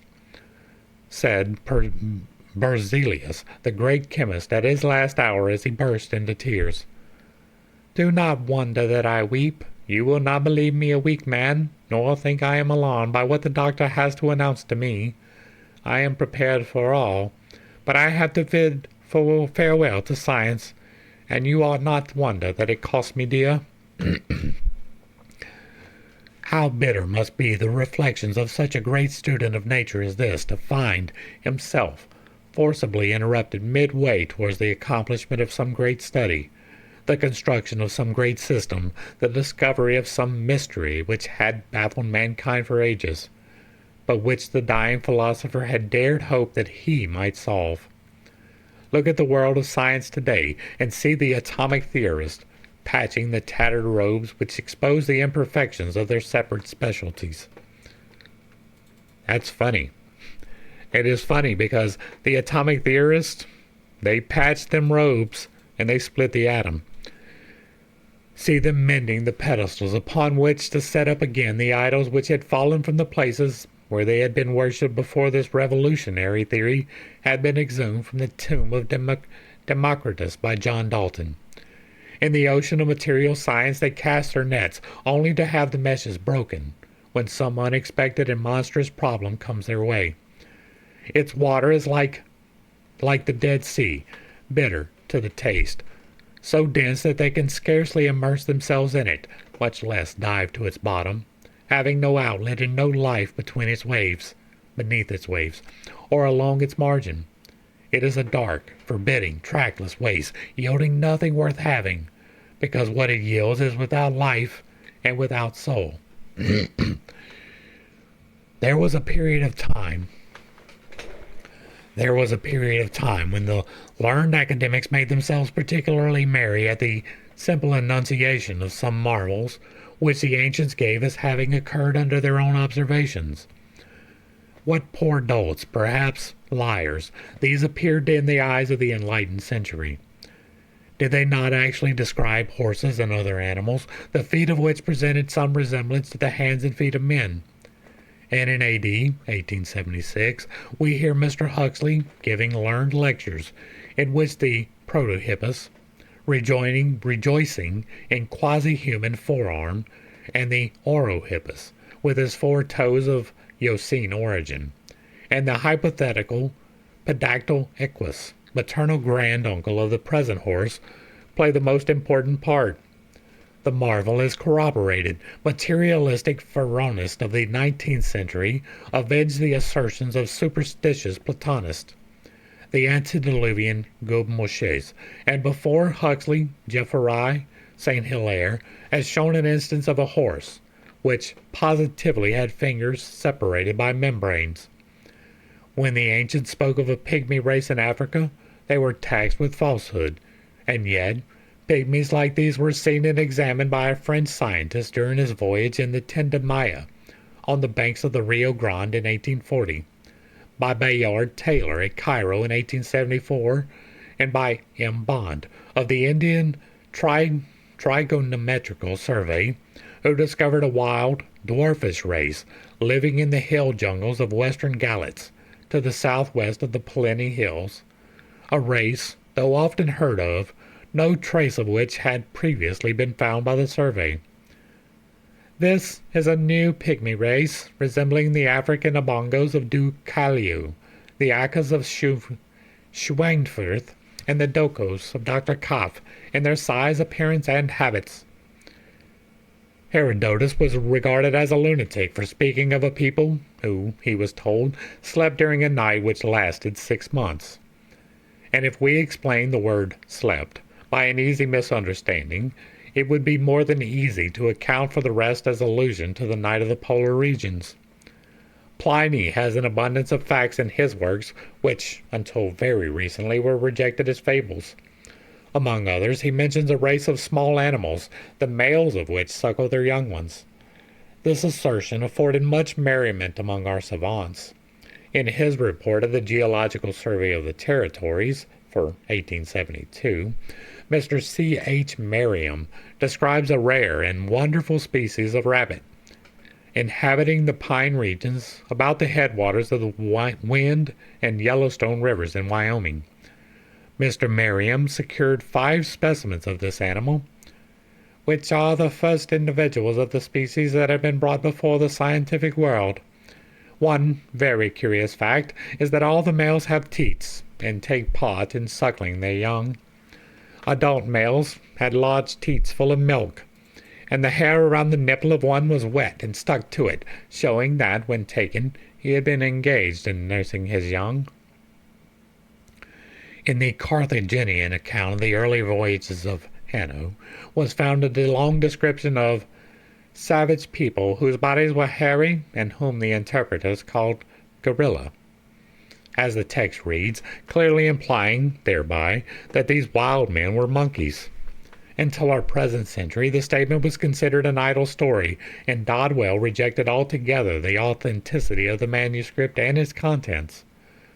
The celebrated Atlantis is attributed by the latest modern commentator and translator of Plato's works to one of Plato's noble lies, even the frank admission of the philosopher in the Timaeus that they say that in their time the inhabitants of the island Poseidon preserved a tradition handed down by their ancestors concerning the existence of the Atlantic island of a prodigious magnitude, etc., does not save the great teacher from the imputation of falsehood by the infallible modern school. Among the great mass of peoples plunged deep into superstitious ignorance of the medieval ages, there were but a few students of the Hermetic philosophy of old, who, profiting by what it had taught them, were enabled to forecast discoveries which are the boast of our present age, while at the same time the ancestors of our modern high priest of the Temple of the Holy Molecule were yet discovering the hoof tracks of Satan in the simplest natural phenomena. Says Professor A. Wilder, Roger Bacon, 13th century, in his treatise on the admirable force of art in nature, devotes the first part of his work to natural facts. He gives us hints of gunpowder and predicts the use of steam as a propelling power. The hydraulic press, the diving bell, and kaleidoscope are all described. The ancients speak of waters metamorphosed into blood, of blood rain, of snowstorms during which the earth was covered to the extent of many miles of snow of blood. This fall of crimson particles has been proved, like everything else, to be but a natural phenomenon. It has occurred at different epochs, but the cause of it remains a puzzle until the present day. De Candolle, one of the most distinguished botanists of this century, sought to prove in 1825, at the time when the waters of the Lake of Marat had apparently turned into a thick blood, that the phenomena could be easily accounted for. He attributed it to the development of myriads of those half-vegetable, half-infusory animals which he termed Oscillatoria rubescens, which form the link between animal and vegetable organisms. Elsewhere we give an account of the red snow which Captain Ross observed in the Arctic regions. Many memoirs have been written on this subject by the most eminent naturalists, but no two of them agree in their hypotheses. Some call it a pollen powder of a species of pine, others small insects, and Professor Agard confesses very frankly that he is at a loss to either account for the cause of such a phenomena or to explain the nature of the red substance. The unanimous testimony of mankind is said to be irrefutable proof of truth, and about what was ever testimony more unanimous than that for thousands of ages among civilized people, as among the most barbarous, there has existed a firm and unwavering belief in magic. The latter implies a contravention of the laws of nature only in the minds of the ignorant. And if such ignorance is to be deplored in the ancient uneducated nations, why do not our civilized and highly educated classes of fervent Christians deplore it also in themselves? The mysteries of the Christian religion have been no more able to stand a crucial test than biblical miracles. Magic alone, in the true sense of the word, affords a clue to the wonders of Aaron's rod and the feats of the Magi of Pharaoh, who opposed Moses. And it does that without either impairing the great general truthfulness of the authors of Exodus, they were not true, or claiming more for the prophet of Israel than for others, or allowing the possibility of a single instance in which a miracle can happen in contravention to the laws of nature. Out of many miracles, we may select for our illustration that of the river turned into blood. The text says, "Take thy rod and stretch out thine hand with the rod in it upon the waters, streams, and etc., that they may become blood." We do not hesitate to say that we have seen the same thing repeatedly done on a small scale, the experiment not having been applied to the river in these cases. From the time of von Helmont, who in the 17th century, despite the ridicule to which he exposed himself, was willing to give the true directions for the so-called production of eels, frogs, and infusoria of various kinds, down to the champions of spontaneous generation of our own century, it has been known that such quickening of germs is possible without calling in the aid of the miracle to contravene natural law. The experiments of Pasteur and Spallanzani, and the controversy of the panspermists with the heterogeneous disciples of Buffon, among them Needham, have too long occupied public attention to permit us to doubt that beings may be called into existence whenever there is air and favorable conditions of moisture and temperature. The records of the official meetings of the Academy of Sciences in Paris contain accounts of frequent appearances of such showers of blood-red snow and water. These blood spots were called lepra vestum, and were but these lichen infusoria. They were first observed in 786 and 959, in both of which years occurred great plagues. Whether these zoocarps were plants or animals is undetermined to this day, and no naturalist would risk stating, as a certainty, to what division of the organic kingdom of nature they belong. No more can modern chemists deny that such germs can be quickened in a congenial element in an incredibly short space of time. Now, if chemistry has, on one hand, found means of depriving the air of its flirting germs, and under opposite conditions can develop or allow these organisms to develop, why could not the magicians of Egypt do so with their enchantments? It is far easier to imagine that Moses, who, on the authority of Manetho, had been an Egyptian priest, and had learned all the secrets of the land of Chemia, produced miracles according to natural laws, than that God himself violated the established order of his universe. We repeat, we have seen this sanguification of water produced by Eastern adepts. It can be done in either of two ways. In one case, the experimenter employed a magnetic rod, strongly electrified, which he passed over a quantity of water in a metallic basin, following a prescribed process, which we have no right to describe more fully at present.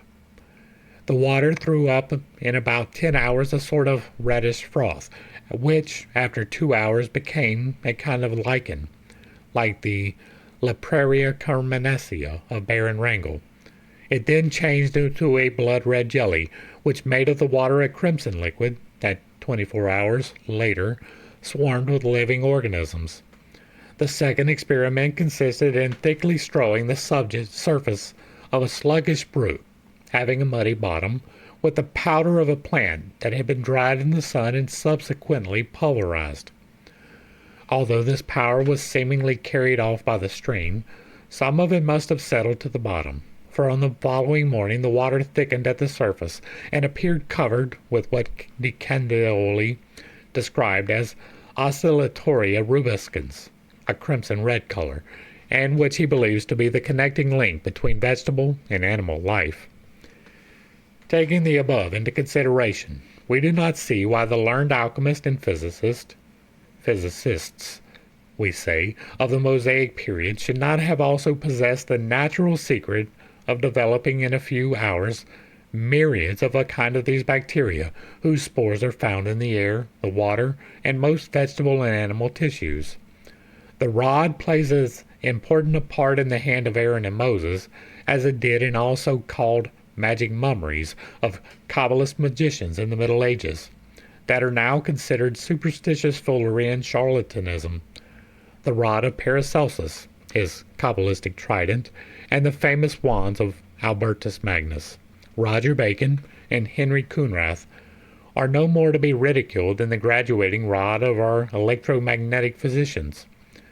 Things which appeared preposterous and impossible to the ignorant quacks and even learned scientists of the last century now begin to assume the shadowy outlines of probability, and in many cases are accomplished facts. Nay, some learned quacks and ignorant scientists even begin to admit this truth. In a fragment preserved by Eusebius, Porphyry, in his letter to Anebo, appeals to Coremion, the hierogrammatist, to prove that the doctrine of the magic arts, whose adepts could terrify even the gods, was really countenanced by the Egyptian sages. Now, bearing in mind the role of historical evidence propounded by Mr. Huxley in his Nashville address, two conclusions present themselves with irresistible force.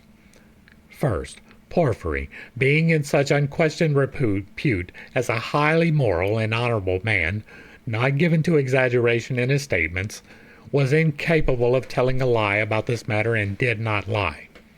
And second, that being so learned in every department of human knowledge about which he treats, it was most unlikely that he should be imposed upon as regards the magic arts, and he was not imposed upon. Therefore, the doctrine of chances, supporting the theory of Professor Huxley, compels us to believe, 1, that there was really such a thing as magic arts, and 2, that they were known and practiced by the Egyptian magicians and priests, whom even Sir David Brewster concedes to have been men of profound scientific attainments. And so ends Chapter 11. Hopefully I brought a little bit of enlightenment and not too much confusion to a series of somewhat difficult topics. I understand that I have some difficult or some unconventional beliefs, and I have a tendency to step on toes whenever I relay those. It is not intentional, but it is not something I apologize for. We started off strong. There are things that you can do. You can manipulate the electromagnetic forces of creation, but what we have seen going through this is a fallacy, right? Lack of evidence is not evidence of lack. Just because you cannot do something does not mean that it cannot be done. Just because you do not have the understanding of how something is done also does not mean that it is not done. There was no understanding of genetics in the manner in which we know it now. There was no concept of DNA. There was no concept of genetic mutations. Natural selection was brand new. Darwin had just presented the theory, not very far in the history. And so there were several things in which she was ignorant. And ignorance and confidence are a terrible combination of things. It is why when I tell you, I don't talk about things I am not sure of, things I don't know, right? I can speculate, and when I speculate, I am clear I am speculating. This is what I think in my guess, my estimation, something along those natures. That is how I will present something that I don't know, right? I know that my hair is a certain color. I know that if I lift my arm, it will move. I know that I can manipulate the electromagnetic forces of creation. I don't know that you can. I assume that you can, and I tell you that. But I know that I can.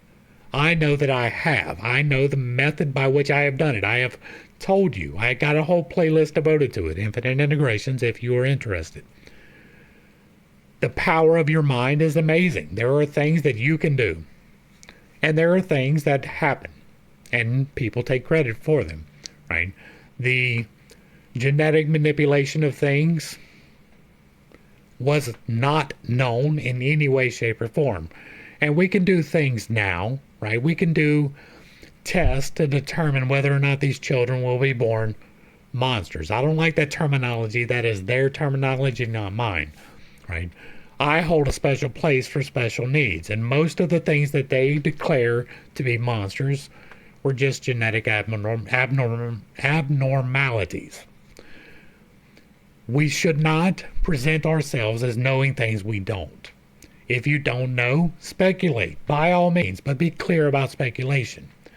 Don't ridicule somebody for not believing your speculation. Now, if you know something and somebody makes fun of that, by all means, deride them. But if you are just speculating, you don't have the information yet, don't. Right? It is really easy. If you are not educated in something, don't expound upon it. The parts in this that I know, I talked about. And the parts that I don't, I didn't. That is the habit that I try to cultivate, and there's one that most people would do very well to cultivate within themselves. If you like what I'm doing over here, let me know down below. Give me a like, share, and a sub. Throw me a comment, whether you agree or disagree. If it remains respectful, it gets to remain up. If there is another work you would like to see me do in the same manner that we are doing here, drop that in the comments as well. If you really like what I'm doing, hit me with that super thanks to the crew. Thanks for hanging out. I appreciate every single minute that you are here with me, and I am praying for you every single day. Until next time, I love you. God loves you. You are perfect, whole, and complete just the way that you are. And this has been Pit State. Peace.